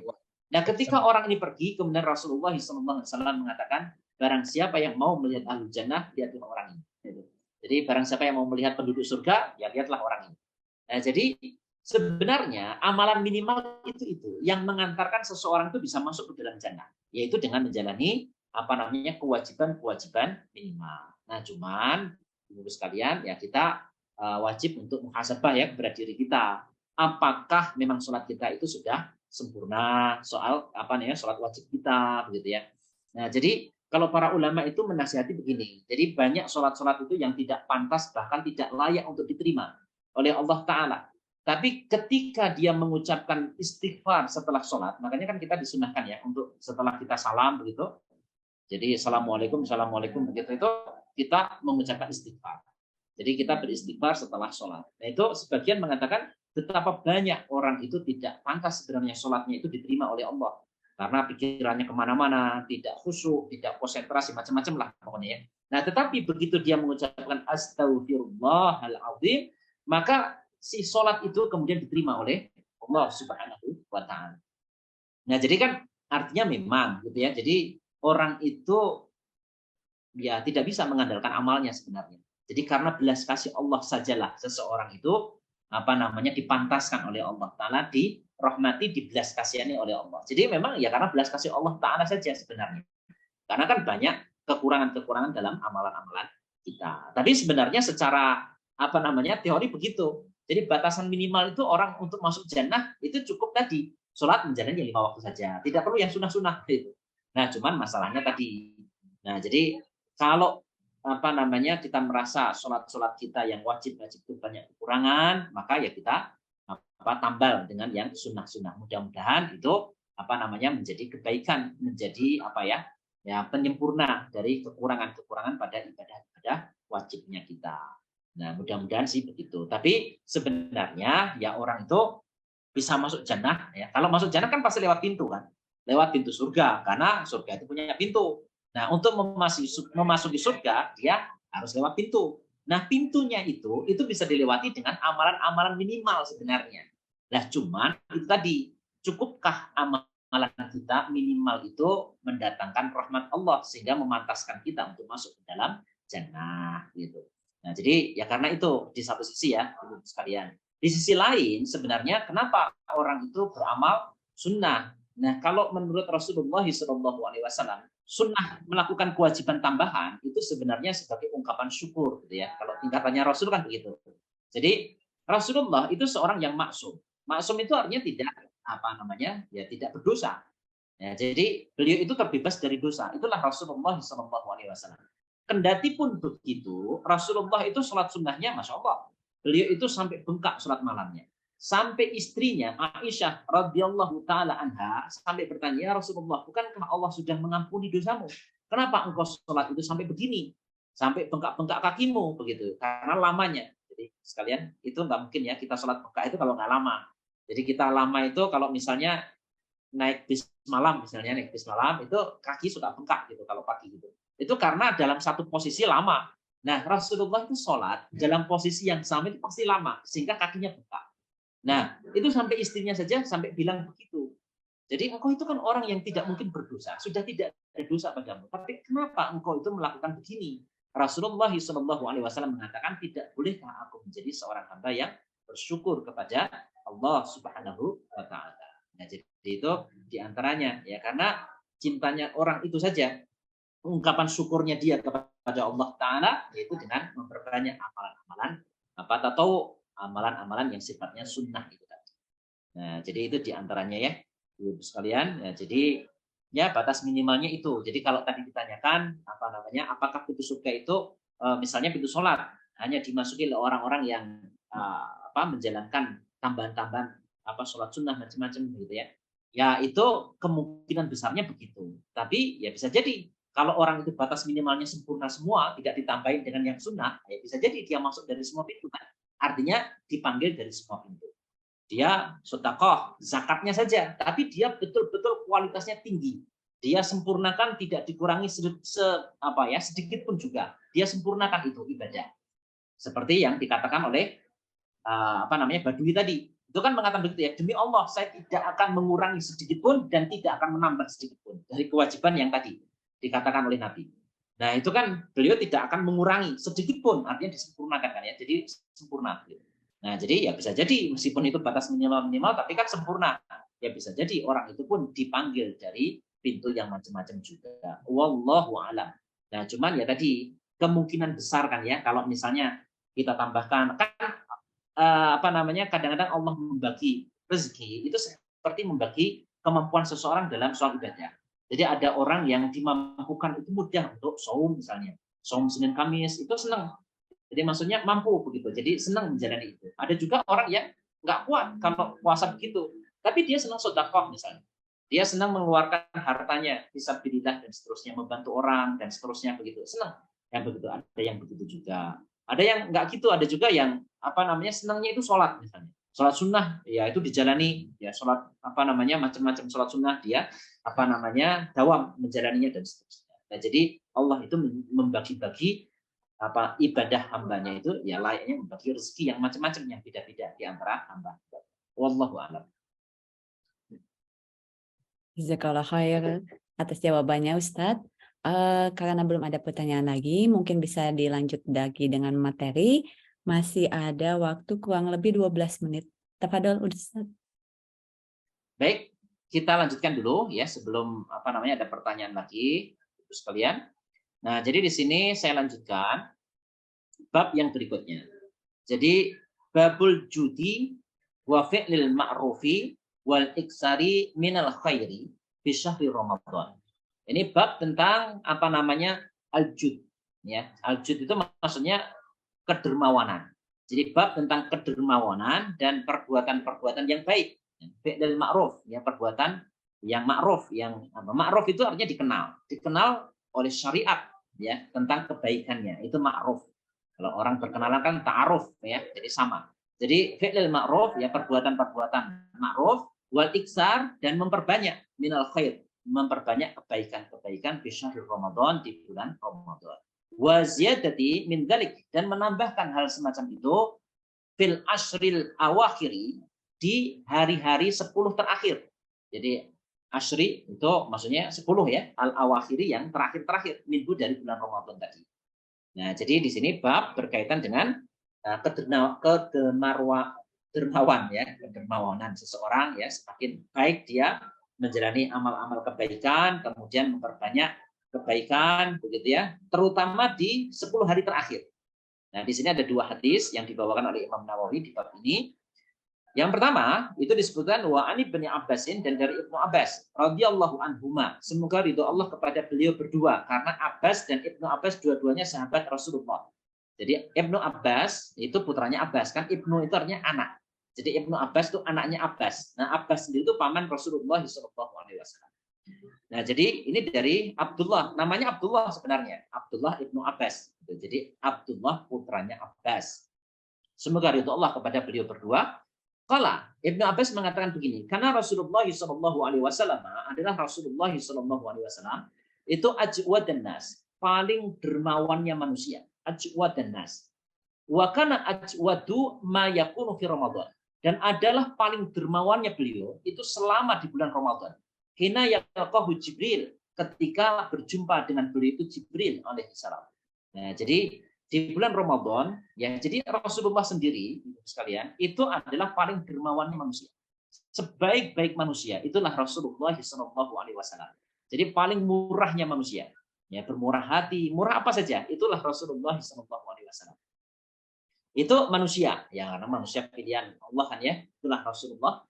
Nah, tetapi meskipun Rasulullah itu orang yang paling dermawan, tapi lebih dermawan lagi, lebih mulia, lebih bagusnya lagi itu ketika masuk bulan Ramadan, yaitu ketika Jibril alaihissalam itu berjumpa dengan Nabi. Wa kana Jibrilu, dan adalah malaikat Jibril itu yalqahu, menjumpai Nabi fi kulli lailatin min Ramadan, itu pada setiap malam di bulan Ramadan. Yudarisuhu Al-Qur'an. Nah, beliau itu bertadarus dengan Jibril yang tadarusi Al-Qur'an. Itu di malam-malam bulan Ramadan. Fala Rasulullah sallallahu alaihi wasallam. Maka sungguh Rasulullah sallallahu alaihi wasallam hina yalqahu Jibril, tatkala Jibril itu menjumpainya, itu ajwadu bil khairi, itu paling murahnya beliau itu terhadap kebaikan, mirrihil mursalah, dibanding dengan angin yang bertiup. Jadi rihil mursalah. Muttafaqun alaihi, disepakati di sini Imam Bukhari dan Imam Muslim. Nah, jadi ibu-ibu sekalian, ini hadis ya. Ini tidak ada ucapan Nabi, tapi tetap saja dihukumi hadis gitu ya. Jadi ini kan seorang sahabat Nabi menjelaskan keadaan, ya, menjelaskan fenomena yang ada di sekitar Nabi pada waktu itu. Jadi disebutkan Rasulullah itu pribadi yang sangat dermawan, pribadi yang sangat pemurah begitu. Itulah Rasulullah SAW. Kita bisa baca sirah Nabawi atau kita baca hadis-hadis yang lain, betapa Rasulullah SAW itu orang yang paling dermawan. Itulah Nabi. Nah, akan tetapi ketika masuk bulan Ramadan itu lebih dermawan lagi, yaitu ketika Jibril itu menjumpai beliau. Nah, jadi memang bulan Ramadan itu bulan di mana Rasulullah SAW itu bertadarus Al-Qur'an dengan Jibril itu di malam-malam bulan Ramadan. Nah, jadi itu dikatakan pada saat itu Rasulullah itu sangat pemurah, ya, paling pemurah, bahkan lebih pemurah dibanding dengan angin yang bertiup, min rihil mursalah gitu. Itu sebagai bahasa ungkapan ya, Ibu sekalian, yang menunjukkan betapa Rasulullah itu sangat pemurahnya di bulan Ramadan. Nah, jadi bulan Ramadan itu bulan yang ya seharusnya kita ini lebih baik ya, dibanding dengan yang lain. Nah, sebagai bulan latihan begitu ya, Ibu sekalian. Jadi mudah-mudahan selama sebulan itu mewarnai. Jadi bekas kebaikan-kebaikan di bulan Ramadan itu menjadi bekal kita menjalani bulan-bulan di luar bulan Ramadan. Nah, itu diantaranya. Nah, kemudian hadis yang kedua, wa an Aisyah radhiyallahu anha, dari Aisyah, ya, istri tercinta Rasulullah SAW, semoga ridho Allah kepada beliau. Qalat, Aisyah berkata, karena Rasulullah SAW adalah Rasulullah SAW idza dakhala al-ashru, apabila masuk al-ashru, ya, 10 malam terakhir, maksudnya 10 hari terakhir, itu ahyal laila, beliau menghidupkan malam harinya, wa aiqadha ahlahu, dan beliau membangunkan keluarganya, ya, membangunkan istri-istrinya, wa syaddal mi'zara, dan beliau mengencangkan, syadda itu menyengatkan, maksudnya mengencangkan, al-mi'zar, mi'zar itu kain, ya, jadi mengencangkan kainnya, maksudnya ya menjauhi istri-istrinya, maksudnya menjauhi untuk berhubungan suami istri, maksudnya ya, itu di 10 malam terakhir di bulan Ramadan itu. Muttafaqun alaihi, disepakati di sini oleh Imam Bukhari dan Imam Muslim. Nah, jadi Bapak Ibu sekalian, di sini tadi ya, jadi Rasulullah itu suri teladan kita. Rasulullah memberikan contoh ketika masuk bulan Ramadan itu beliau, ya, meskipun beliau itu orang paling pemurah, tapi lebih-lebih lagi di bulan Ramadan. Ketika Jibril itu menjumpai Nabi di malam-malam harinya, beliau bertadarus Al-Qur'an dengan Jibril alaihissalam. Nah, pada saat itulah Rasulullah itu ajwadu bil khairi mirihil mursalah. Itu paling pemurahnya, ya, dengan kebaikan itu dibanding bahkan dengan angin yang bertiup. Itu sebagai ungkapan betapa pemurahnya Rasulullah dengan kebaikan-kebaikan. Nah, kemudian yang kedua berkaitan dengan 10 malam terakhir. Nah, itu harus lebih intensif lagi begitu ya. Nah, jadi ya mudah-mudahan kalau di sekolah kan 10 malam terakhir itu juga alhamdulillah sepertinya juga diliburkan ya, karena memang ada keutamaan untuk mengisi 10 hari terakhir itu dengan lebih konsentrasi lagi dengan kebaikan-kebaikan. Nah, ini cuman ya kadang-kadang kalau ibu-ibu kan hari-hari terakhir itu malah sibuk biasanya, sibuk berbelanja, sibuk membuat kue. Ya nggak apa-apa, malah di siang harinya, tetapi terutama malam hari.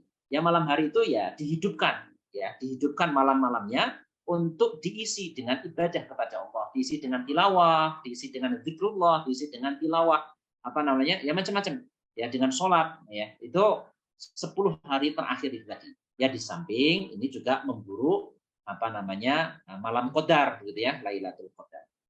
Itu diantaranya kebaikan-kebaikan di bulan Ramadan. Ya mudah-mudahan ibu-ibu sekalian, ya kita juga bisa meniru Rasulullah SAW untuk meniru kebaikan-kebaikannya tadi. Rasulullah itu orang pemurah, ya paling pemurahnya manusia itu adalah Nabi. Tetapi lebih pemurah lagi ketika masuk bulan Ramadan. Nah, jadi mudah-mudahan ya kita bisa meniru itu. Mungkin itu Bu Wita. Mungkin kalau ada pertanyaan lagi.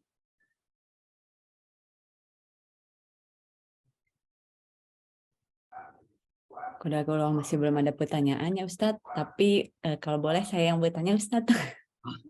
Ya silakan. Ya Ustadz, berkenaan dengan amalan-amalan yang kita lakukan di bulan Ramadan ini, terutama 10 hari terakhir, mungkin ada tips dari Ustadz bagaimana untuk memaksimalkan 10 hari terakhir, misalnya karena di pagi siang harinya itu ibu-ibu biasanya misalnya sibuk beraktivitas atau misalnya sibuk di dapur gitu, tapi malamnya ingin memaksimalkan 10 hari terakhir itu. Nah, apakah misalnya kan kita juga harus jaga kondisi ya Ustadz ya, apakah misalnya kita cukup melakukannya di rumah saja gitu, atau misalnya ikut beriktikaf di masjid bersama yang lain, itu aja.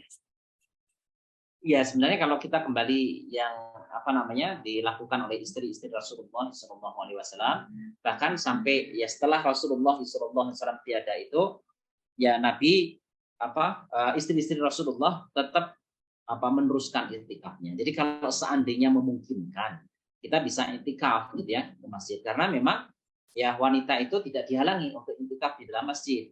Itu di zaman Rasulullah SAW itu ya bahkan ada wanita itu ya sebulan penuh itu di masjid ada. Makanya kan para ulama ikhtilafkan tentang bagaimana seorang wanita yang haid itu di dalam masjid. Sebagian ulama mengatakan ya tidak boleh seorang wanita itu yang haid dia tinggal di masjid begitu. Tapi di zaman Nabi berdasarkan riwayat yang sahih tadi, itu ada seorang wanita itu beriktikaf itu 1 bulan. Jadi 1 bulan penuh dia iktikaf di masjid. Dia bikin tirai gitu yang menghalangi. Kalau kita mungkin semacam tenda begitu ya. Kalau dulu mungkin ya hanya tirai begitu saja yang menghalangi dari orang lain begitu. Dia sebulan penuh itu iktikaf di masjid. Nah, kalau namanya wanita masih muda dan dia dewasa begitu, mestinya kan pernah haid juga. Nah, jadi dari situ ada ikhtilaf. Wallahu alam. Tapi yang jelas ya istri-istri Nabi ya sebagiannya tetap melazimi itu yang iktikaf di masjid kalau seandainya memungkinkan. Jadi kalau misalnya anak-anak kita sudah pada dewasa, misalnya sudah pada besar-besar, mungkin kan tidak terlalu bergantung penyiapannya gitu ya kepada ibu misalnya. Misalnya kan itu kondisinya macam-macam ya. Kan semuanya itu kebaikan ya ibu-ibu sekalian. Jadi kita menyiapkan anak-anak kita, mengurusi anak-anak kita, mengurusi suami itu kan semuanya kebaikan sebenarnya. Ya, bahkan khusus untuk ibu-ibu ya itu kan kata Rasulullah SAW ketika seorang wanita itu melayani suaminya, menyiapkan perbekalan suaminya begitu ya, mentaati apa yang diperintahkan oleh suaminya, dia beribadah kepada Allah. Nah, itu saja sebenarnya cukup menjadikan wanita itu kalau dia ikhlas menjalani itu semua karena Allah Ta'ala, itu dia dipanggil dari semua pintu dari jannah tadi. Di dalam hadis yang lain disebutkan begitu. Jadi wanita itu bahkan sebenarnya ya bisa dikatakan lebih mudah dalam tanda kutip mungkin ya, itu untuk masuk dari semua pintu. Itu modalnya tadi, dia memenuhkan hak-hak suaminya, dia dahulukan hak suaminya begitu. Ya di samping haknya Allah ya, dia tunaikan hak Allah, dia tunaikan haknya suaminya dan seterusnya begitu. Nah, itu sudah cukup menjadikan dia itu dipanggil dari semua pintu jannah. Nah, jadi ya insya Allah kalau misalnya memang masih ada anak kecil, masih ada anak yang sangat bergantung kepada kita, misalnya penyiapan makanannya dan seterusnya, ya tidak ikut iktikaf ya tidak. Jadi kalau seandainya memang kita lebih longgar waktunya misalnya anak-anak sudah pada dewasa, misalnya begitu kan, mungkin lebih longgar. Nah, mungkin bisa waktu itu digunakan untuk iktikaf. Ya mungkin kondisinya mungkin berbeda-beda sih Bu Gita ya, mungkin setiap orang. Nah, tapi yang jelas ya bisa dimaksimalkan di rumah tadi. Jadi tadi kan Rasulullah membangunkan kan ya, jadi dibangunkan keluarganya, istri-istrinya itu dibangunkan untuk dihidupkan malam harinya. Ya, dihidupkan itu maksudnya ya dengan ibadah, diantaranya dengan qiyamul lail, dengan tilawah, dengan zikrullah gitu ya. Ya, diantaranya dengan itu. Wallahu a'lam. Kalau saya Ustadz, karena belum ada pertanyaan lagi, mungkin bisa dilanjut lagi dengan materi Ustadz. Kami beri waktu sekitar 14 menit. Tafadhol Ustadz. Ya, baik. Jadi kita lanjutkan dulu. Bab berikutnya, ini adalah babun nahyi anit taqaddumi, bab tentang larangan taqaddumi, ya, mendahului Ramadan. Bisaumi ba'da nisfi Sa'ban, setelah pertengahan bulan Sa'ban. Illa liman wasallahu bima qablahu, kecuali bagi orang yang menyambungnya dengan sesuatu yang sebelumnya. Nah, jadi maksudnya sekalian, jadi kalau orang itu tidak terbiasa saum sunnah, ya tidak biasa dia saum sunnah. Nah, ketika sudah nisfu Sa'ban, pertengahan bulan Sa'ban, gitu ya, kemudian tiba-tiba orang itu puasa, ya puasa sunnah tuh. Nah, puasanya puasa sunnah, tapi kan dia tidak terbiasa sebelumnya, tidak terbiasa dengan puasa sunnah, tapi setelah pertengahan bulan Sa'ban itu kemudian dia mulai puasa sunnah untuk menyambut Ramadan. Nah, itu tidak boleh. Jadi tidak boleh mendahului. Ya, tidak boleh mendahului dengan saum. Nah, di sini kecuali bagi orang yang memang sudah biasa.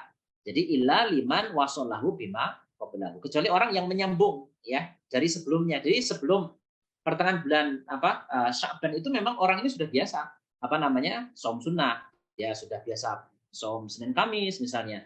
Kemudian dia sudah biasa puasa Daud misalnya. Nah, itu ya bahkan sampai sebulan penuh. Sampai terakhir bulan Sa'ban juga tidak mengapa. Nah, jadi itu bukan termasuk orang yang mendahului, bukan ya, karena memang sudah biasa dia lakukan ibadah saum sunnah tadi. Au wafaqa adatan, atau bersesuaian dengan kebiasaan lahu baginya. Bi'anna kana, bahwasanya adalah adatnya dia, kebiasaan dia itu saum isnaini, ya jadi puasa hari Senin, wal khamis, dan juga puasa Kamis, hari Kamis. Bahwa faqahu, maka dia menepatinya, maksudnya bertepatan dengan itu. Jadi bersesuaian begitu, wafaqahu. Jadi bersesuaian dengan terakhir di bulan Sya'ban. Nah, jadi larangan bagi orang yang tidak terbiasa puasa sunnah itu kemudian tiba-tiba dia puasa sunnah begitu setelah pertengahan bulan Sya'ban. Ya, jadi tadi dikecualikan ya. Kecuali itu bersesuaian dengan adatnya dia, kebiasaan dia. Itu adat di puasa Senin Kamis di antaranya. Nah, itu karena adat atau kebiasaan yang sudah dia lakukan itu bertepatan di hari-hari sebelum Ramadan. Hadis pertama di sini disebutkan an Abi Hurairah radhiyallahu anhu, dari Abu Hurairah semoga ridho Allah kepada beliau. Ani Nabi sallallahu alaihi wasallam, dari Nabi sallallahu alaihi wasallam beliau bersabda, la yataqaddamanna, jadi jangan benar-benar mendahului ahdukum, salah seorang dari kalian itu Ramadan, ya Ramadan, bisaumi yaumin au yaumaini, dengan puasa 1 atau 2 hari. Illa ayyakuna rajulun, kecuali bahwasanya seseorang itu kana yasumu saumahu, dia sudah berpuasa dengan puasanya sebelumnya, fal yasum dzalikal yaum, maka dia boleh berpuasa di hari itu. Muttafaqun alaihi, disepakati di sini oleh Imam Bukhari dan Imam Muslim. Nah, jadi ini larangan dari Rasulullah sallallahu alaihi wasallam, itu larangan mendahului ya Ramadan. Jadi Ramadan misalnya ya kita perkirakan misalnya Ramadan itu hari Kamis misalnya. Nah, itu kemudian kita di hari Senin kemarin misalnya berpuasa. Ya, jadi Senin kemarin kita puasa, padahal nggak pernah tuh sebelumnya puasa. Nggak pernah puasa Senin Kamis, tiba-tiba kemarin itu puasa. Untuk apa puasa? Ah, mau latihan dulu. Itu. Nah, itu nggak boleh. Nah, jadi kecuali memang orang yang sudah biasa saum sunnah begitu. Nah itu ya diperbolehkan oleh Rasulullah SAW. Tapi mendahuluinya tadi tidak boleh. Hadis yang kedua, wa an Abu Hurairah, wa an Abi Hurairah, dan dari Abu Hurairah, semoga ridho Allah kepada beliau ya, radhiyallahu anhu. Qala Rasulullah sallallahu alaihi wasallam, bersabda Rasulullah, "Idza baqiya nisfun," apabila tersisa setengah min Sya'bani, ya, min Sya'bana, dari bulan Sya'ban, fala tasumu, maka jangan kalian saum. Rawahu at-Tirmidzi wa qala haditsun hasanun sahih, dan beliau berkata hadis ini hasan sahih. Nah, jadi hadis hasan sahih yaitu maksudnya hadis yang derajatnya sedikit di bawah hadis sahih. Nah, tetapi tetap hadis itu digunakan sebagai dalil, wajib digunakan sebagai dalil. Nah, jadi di sini disebutkan Rasulullah SAW menyebutkan apabila tersisa separuh dari bulan Sya'ban maka jangan puasa. Nah, itu tentu saja bagi orang yang tidak terbiasa puasa sunnah sebelumnya. Nah, kalau dia sudah terbiasa puasa sunnah sebelumnya, ya berlaku hadis yang di atasnya tadi. Ya, jadi bersesuaian dengan kebiasaan puasa dia. Nah, itu tidak mengapa. Yang ketiga, wa an Abil Yaqdon, dari Abul Yaqdon, yaitu Ammar bin Yasir, radhiyallahu anhu, semoga ridho Allah kepada beliau berdua. Qala, beliau berkata. Jadi di sini disebutkan, ini yang berkata bukan Rasulullah maksudnya. Man somal yaumal ladzi yusakku. Barang siapa, tapi ini kayaknya ada yang hilang. Maksudnya ini yang bersabda Rasulullah, yang mengatakannya Rasulullah maksudnya ya. Qala maksudnya berkata dia, maksudnya Rasulullah sallallahu alaihi wasallam di sini. Man somal yauma, barang siapa yang puasa pada hari alladzi yusakku, pada hari yang diragukan padanya, faqad asa Abul Qasim, maka sungguh dia telah bermaksiat kepada Abul Qasim, maksudnya bermaksiat kepada Rasulullah sallallahu alaihi wasallam. Rawahu Abu Dawud wa Tirmidzi wa qala haditsun hasanun sahih. Nah, jadi ini riwayat Abu Dawud. Nah, jadi di sini disebutkan barang siapa yang puasa pada hari yang diragukan. Nah, hari diragukan itu sekalian itu ya seperti misalnya kalau di kita mungkin ya nanti hari Kamis, Rabu, Kamis itu kan diragukan. Nah, jadi maksudnya saum itu di hari kapan? Jadi kan syariat ini sebenarnya mudah kan ya. Jadi kalau seandainya tanggal 29 itu tanggal 29 Sya'ban maksud saya. Jadi tanggal 29 Sya'ban itu kemudian orang melakukan ru'yat ya, jadi ru'yatul hilal untuk melihat hilal. Tapi pada saat itu misalnya mendung. Ya, jadi mendung gelap begitu sehingga hilal tidak terlihat. Nah, itu kata Rasulullah SAW disuruh untuk menyempurnakan bulan Sya'ban menjadi 30. Nah, jadi sudah 30 sempurna. Nah, esok harinya pasti Ramadan karena tidak mungkin ada bulan itu sampai 31, maksimal 30 begitu. Nah, jadi kalau kemudian ru'yatul hilal itu tidak berhasil di tanggal 29 Sya'ban, maka si bulan Sya'bannya digenapkan menjadi 30 begitu. Nah, berarti kan ketika tidak terlihat, itu kan esok harinya itu kan hari yang meragukan. Itu sebenarnya sudah Ramadan atau masih Sya'ban gitu ya. Itu meragukan. Nah, orang yang tidak terbiasa saum sunnah sebelumnya, yaitu haram hukumnya berpuasa di situ. Makanya disebutkan barang siapa yang berpuasa di hari yang meragukan itu tadi, sungguh dia sudah bermaksiat kepada Rasulullah SAW. Nah, jadi Abul Qasim itu nama kunyahnya Nabi karena salah seorang putranya Nabi itu Al Qasim. Makanya Nabi disebut dengan Abul Qasim, bapaknya Qasim. Nah, jadi bapaknya Qasim. Jadi salah seorang putra Rasulullah yang wafat ya. Jadi kebetulan putra Rasulullah wafat semua. Jadi anak laki-laki Rasulullah SAW itu tidak ada yang panjang umur gitu. Jadi masih kecil-kecil itu pada wafat begitu. Itu putra-putra Nabi begitu. Itu yang laki-laki maksudnya ya. Nah, sampai yang dari istri beliau yang namanya Maryah Al-Qibtiyah, namanya Ibrahim, itu juga sama. Itu beliau juga wafat ketika masih kecil begitu. Itu bertepatan dengan gerhana, bahkan gerhana matahari, sehingga orang-orang menyangka alam ini bersedih karena bertepatan dengan wafatnya Ibrahim, putra Rasulullah SAW. Nah, sampai kemudian Nabi mengatakan gerhana tidak ada kaitannya dengan mati atau lahirnya seseorang. Itu ada hadis soal gerhana ya. Itu Nabi memberikan penjelasan semacam itu. Nah, jadi Bapak Ibu sekalian ya, berkaitan dengan hadis-hadis ini ya, tadi kan disebutkan larangan kan ya. Jadi disebutkan an-nahyu tadi, babul nahyi, bab tentang larangan. untuk mendahului Ramadan dengan berpuasa. Itu setelah pertengahan bulan Sya'ban. Nah, itu dilarang. Bagi siapa? Bagi orang yang tidak terbiasa ibadah saum sunnah. Jadi memang Ibu sekalian, memang ibadah sunnah itu memang beda antara dawam dengan tidak. Dawam itu maksudnya dilakukan secara kontinu. Jadi kalau seseorang itu sudah mendawami satu amalan tertentu, jadi misalnya kita sudah biasa nih amal saum Senin Kamis misalnya. Nah, ketika kita sakit, sehingga kita tidak berpuasa tuh pada hari Senin atau hari Kamisnya karena sakit, itu Allah ganjar tetap kita berpuasa. Kalau amalan itu dawam. Makanya amalan yang paling disukai oleh Allah dari amalan-amalan sunnah itu yang dawam, meskipun itu sedikit. Jangan dibalik ya.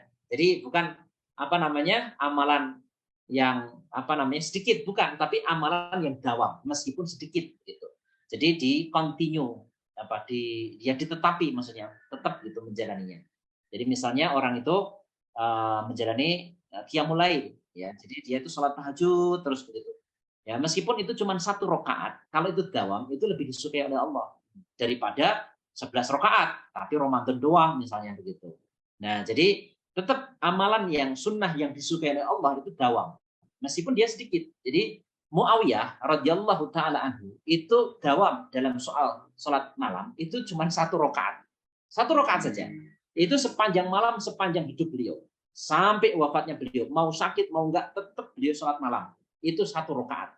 Nah, itu didawami begitu. Cuma 1 rakaat, Masya Allah ya. Nah, itu lebih baik dibanding kalau misalnya orang itu mungkin sholat sampai 23 rakaat, tapi cuma Ramadan saja. Nah, itu ya meskipun itu baik, tetapi lebih baik yang dawam meskipun itu sedikit. Nah, itu bab yang tadi ya, jadi larangan kalau orang itu saum sunnah gitu ya, belum terbiasa, kemudian dia membiasakan dirinya itu setelah setengah dari bulan Sya'ban itu berlalu begitu. Itu kemudian dia mulai saum. Nah, itu yang tidak boleh. Mungkin itu Bu Wita, mungkin ada pertanyaan lagi sebelum, kalau masih ada waktu saya lanjutkan.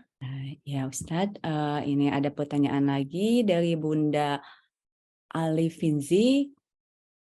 Izin bertanya Ustadz, Assalamualaikum warahmatullahi wabarakatuh. Apakah ada dalilnya saum dalam rangka memperingati hari kelahiran? Kalau ada, mohon penjelasan dalilnya yang sahih. Kalau tidak ada, bagaimana caranya memberitahu seseorang supaya dia tidak tersinggung karena sudah bertahun-tahun melaksanakan saum tersebut? Jazakallahu khair atas penjelasannya. Tafadhol Ustadz. Baik, terima kasih dengan pertanyaan tadi. Jadi ya sebenarnya di antara kenapa hari Senin itu disunnahkan untuk berpuasa, yaitu di antaranya untuk bukan memperingati ya. Jadi maksudnya hari Senin itu kelahiran Rasulullah SAW. Nah, sehingga disukai beliau itu saum di di hari Senin tadi. Nah, cuma memang tidak ada dalil yang mantuk, dalil yang langsung bersesuaian dengan memperingati kelahiran. Nah, jadi tidak ada sebenarnya. Nah, cuman saum sunnah itu kan luas ya, Ibu sekalian. Jadi sebenarnya kita ini kalau saum sunnah itu boleh berniat itu bahkan di pagi harinya. Ini berbeda dengan saum Ramadan ya. Kalau Ramadan itu tidak boleh saum itu kita niatkan di pagi harinya. Itu nggak boleh. Jadi saum Ramadan itu harus niatnya dari malam. Ya, jadi dari malam hari. Jadi dia sudah berniat esok pagi akan saum Ramadan, gitu ya. Jadi dia sudah niatnya dari malam. Jadi nggak bisa orang itu saum Ramadan itu niatnya dari pagi, itu nggak bisa. Nah, jadi tapi kalau saum sunnah itu bisa. Jadi misalnya Rasulullah itu pernah saum itu gara-gara memang tidak ada makanan. Jadi beliau pulang begitu, kemudian mau sarapan tidak ada yang dimakan. Kemudian Rasulullah mengatakan kalau begitu saya saum begitu. Nah, jadi pemicu amalan itu bisa apa saja. Jadi tadi Rasulullah itu saum, pemicunya itu karena tidak ada makanan. Maka beliau itu berpuasa. Jadi berpuasa karena nggak ada makanan. Nah, cuman niat itu harus diubah. Jadi pemicu amalan itu bisa apa saja, tetapi itu harus diubah dalam bentuk niat karena Allah, bukan karena itu, begitu. Bukan karena pemicunya. Jadi misalnya orang itu mau saum nih. Saya suka saum kalau pas hari kelahiran saya. Itu boleh kalau sebagai pemicu saja, pemicu. Nah, jadi dia ya suka saja begitu. Nah, kemudian niatkan puasanya itu untuk mendapatkan keridhaan Allah, bukan karena hari kelahiran tadi, tapi pemicunya boleh. Nah, jadi itu untuk amalan-amalan sunnah semacam itu, pemicu itu bisa macam-macam. Jadi apa namanya, latar belakang yang memicu seseorang untuk melakukan kebaikan bisa macam-macam, tapi harus disadari ketika amal itu apa namanya akan dilakukan, maka niatkan itu karena Allah Subhanahu wa taala, bukan karena itu. Nah, jadi bukan karena hal-hal tadi gitu. Jadi kalau misalnya orang itu suka berpuasa pas hari kelahirannya ya nggak apa-apa, tetapi harus diniatkan harus diniatkan untuk mendapatkan keridhaan Allah, bukan karena untuk memperingati kelahiran, bukan karena itu. Tapi pemicunya boleh. Nah, tetapi ya tadi harus diniatkan karena Rasulullah itu pernah berpuasa itu dipicu karena nggak ada makanan. Nah, jadi karena nggak ada makanan, kemudian ya kalau begitu saya saum gitu.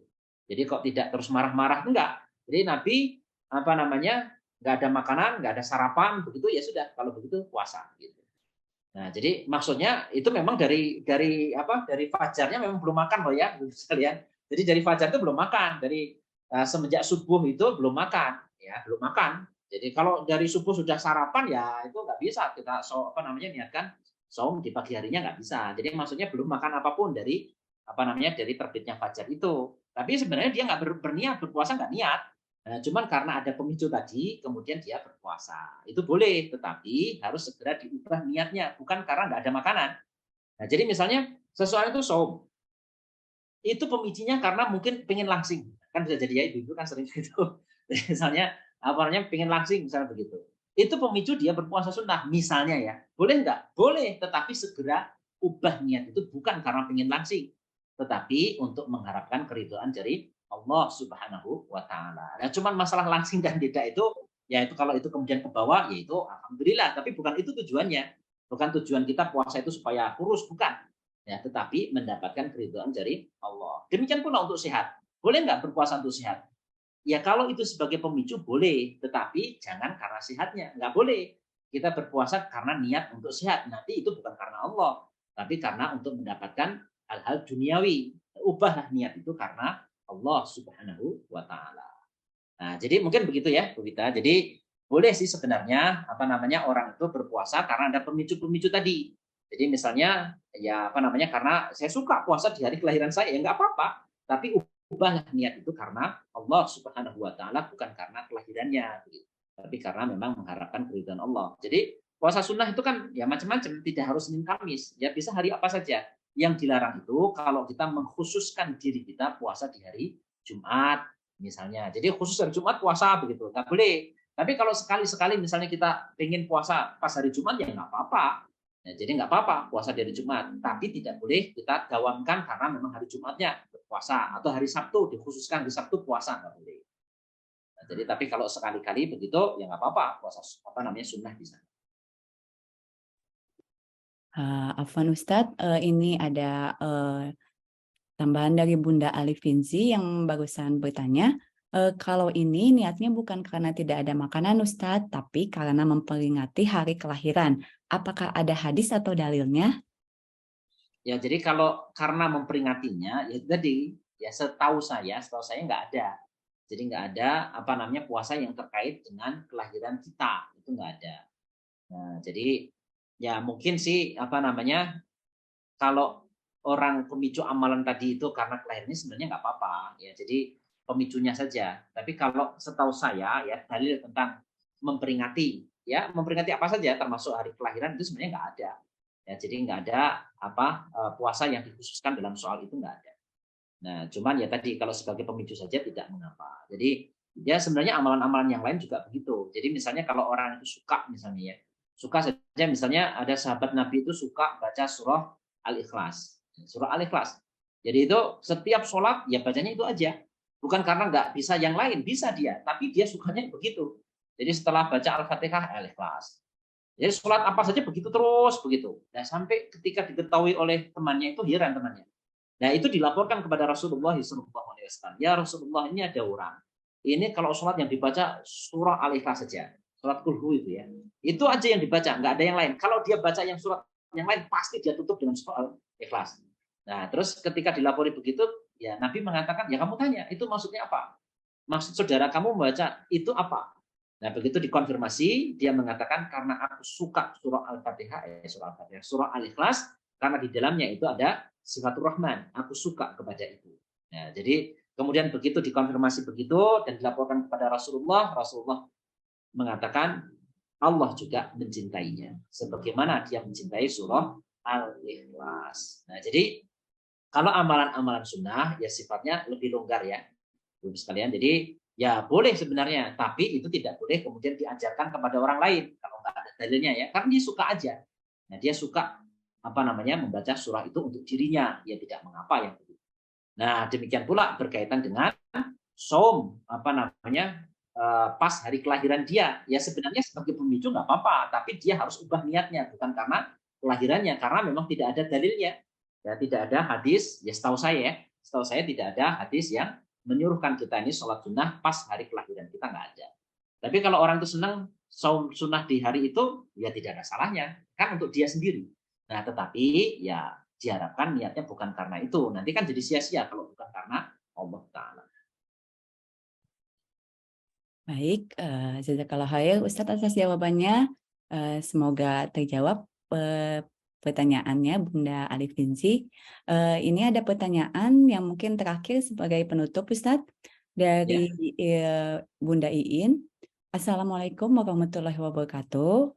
Waalaikumsalam warahmatullahi wabarakatuh. Izin bertanya Ustadz, mohon penjelasannya mengenai fidyah untuk yang tidak bisa saum Ramadan karena sakit. Jazakallah khair atas penjelasannya. Ya, baik Ibu-ibu sekalian. Jadi memang untuk orang-orang yang tidak mampu untuk menjalankan ibadah saum itu memang diberi rukhsah ya oleh Allah Ta'ala. Jadi ada keringanan di bulan Ramadan ini. Kalau orang itu memang mampu tetapi kemudian dia sakit ya atau dia dalam kondisi safar, maka dia tidak boleh membayar fidyah, tetapi dia membayar puasanya. Yang membayar puasa di hari yang lain. Itu kalau dia sakit, ya dia mampu menjalani puasa, tapi dia sakit pas Ramadan atau dia sedang safar begitu. Nah, kalau di mazhab Syafi'i, setahu saya itu kalau safar itu lebih baik saum atau tidak tergantung kondisi.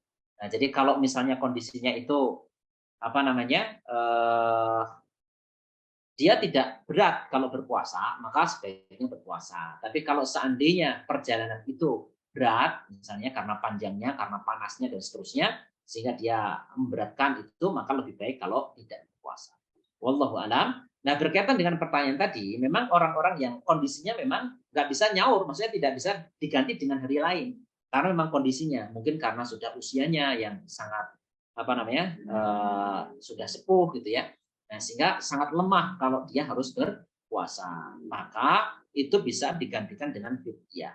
Nah, fidyah itu memberi makan kepada orang yang miskin. Nah, memberi makannya berapa? Sebanyak hari yang ditinggalkan. Jadi kalau misalnya dia meninggalkan itu sebulan penuh, 30 hari misalnya karena memang tidak bisa menjalani puasa, itu ya total begitu ya. Jadi sampai 30 hari misalnya ya dia harus membayar fidyah itu untuk 30 makan. Jadi bisa kepada orang yang sama atau bisa kepada orang yang berbeda. Jadi misalnya begini, misalnya dihitung nih, orang itu misalnya makan sehari itu habis berapa? Ya sehari habis berapa? Misalnya mungkin berasnya itu mungkin orang mungkin sehari setengah kilo nggak mungkin ya, kayaknya terlalu banyak. Tapi nggak apa-apa, karena kalau kita melebihkan kebaikan itu pun lebih baik. Jadi misalnya kita hitung setengah kilo aja misalnya, itu sehari. Berarti kan kalau misalnya sampai 30 hari cukup 15 kilo kan. Nah, jadi kita berikan 15 kilo ya, ditambah dengan mungkin lauknya. Lauknya itu mungkin sekali makan itu mungkin 50.000 atau berapa gitu ya. Jadi misalnya 50.000 kebanyakan lah misalnya ya sekali makan.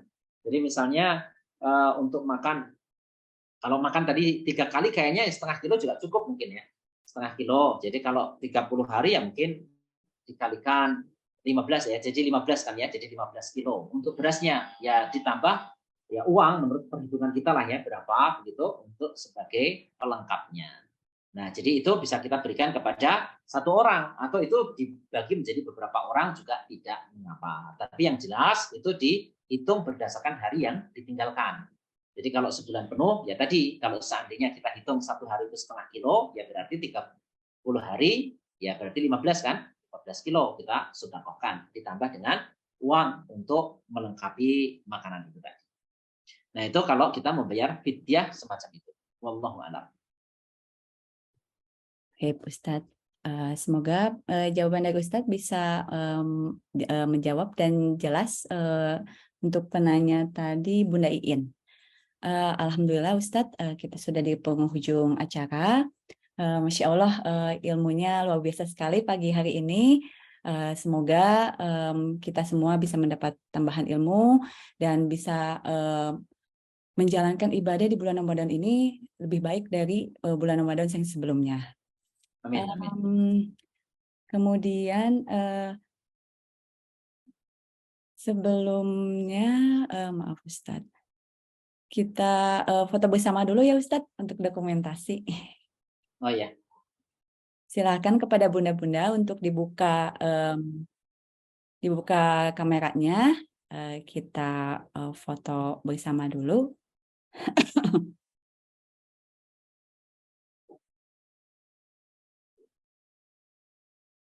Silakan bunda-bunda dibuka dulu kameranya. Kita foto bersama dulu untuk dokumentasi.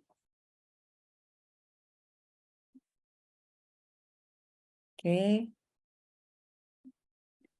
Sudah siap ya Ustadz?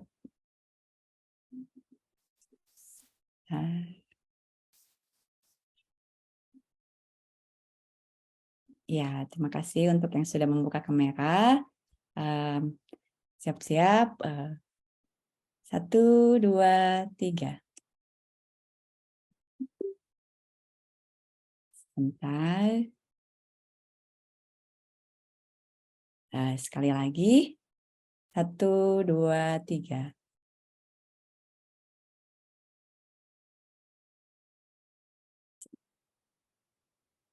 Ya. Alhamdulillah.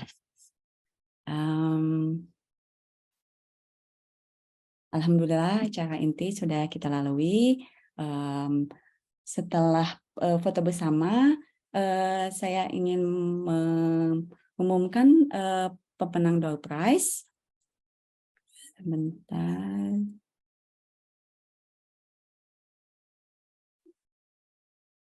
Untuk pemenang door prize yaitu Fatih Nabil dari 10.4, Bunda Alifinzi dari 10.1, dan Bunda Iin dari 10.3. Untuk para pemenang door prize, silakan hubungi nomor berikut. Nanti insya Allah akan kita kirimkan door prize-nya langsung kepada para pemenang door prize. Itu sebentar.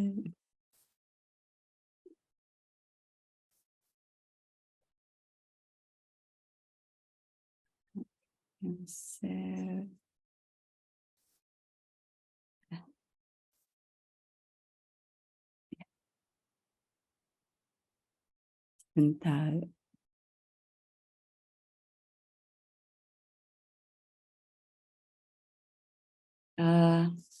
Baik, itu saja.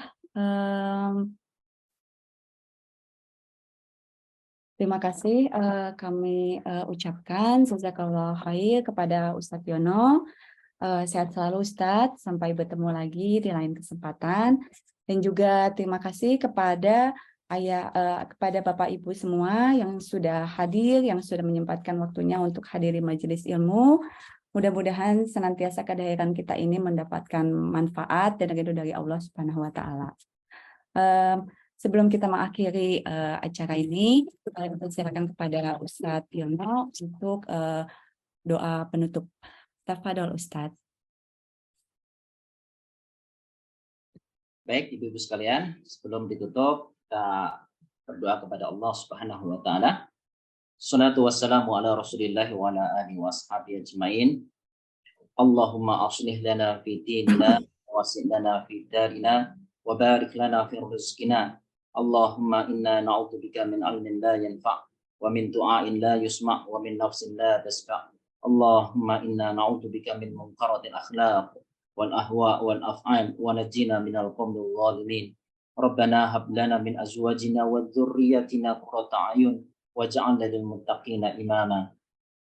اللهم اغفر لنا ولوالدينا وارحمهم كما ربونا صغارا ربنا ظلمنا أنفسنا وإن لم تغفر لنا وترحمنا لنكونن من الخاسرين ربنا لا تزغ قلوبنا بعد إذ هديتنا وهب لنا من لدنك رحمة إنك أنت الوهاب يا مقلب القلوب ثبت قلوبنا على الدين ويا مصرف القلوب صرف قلوبنا إلى طاعتك ربنا آتنا في الدنيا حسنة وفي الآخرة حسنة وقنا عذاب النار وصلى الله على محمد وعلى آله محمد والحمد لله رب العالمين.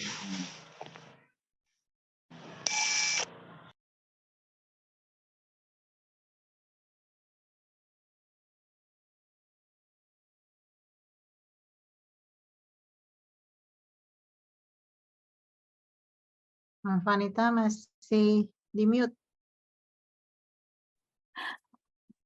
Alhamdulillah, terima kasih Ustadz atas doa penutupnya. Kita akhiri pertemuan ini dengan membaca hamdalah bersama-sama. Alhamdulillah. Terima kasih jazakumullah khairan kepada semuanya.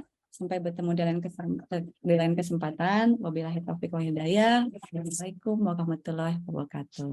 Waalaikumsalam warahmatullahi wabarakatuh. Terima kasih semuanya. Maaf lahir batin. Ya, maaf lahir batin. Selamat menyambut Ramadan. Iya, assalamualaikum. Waalaikumsalam. Terima kasih Bu-Ibu. Saya izin keluar. Ya, Ustaz, kita akan melanjutkan lagi aktivitasnya. Terima Terima kasih Ibu.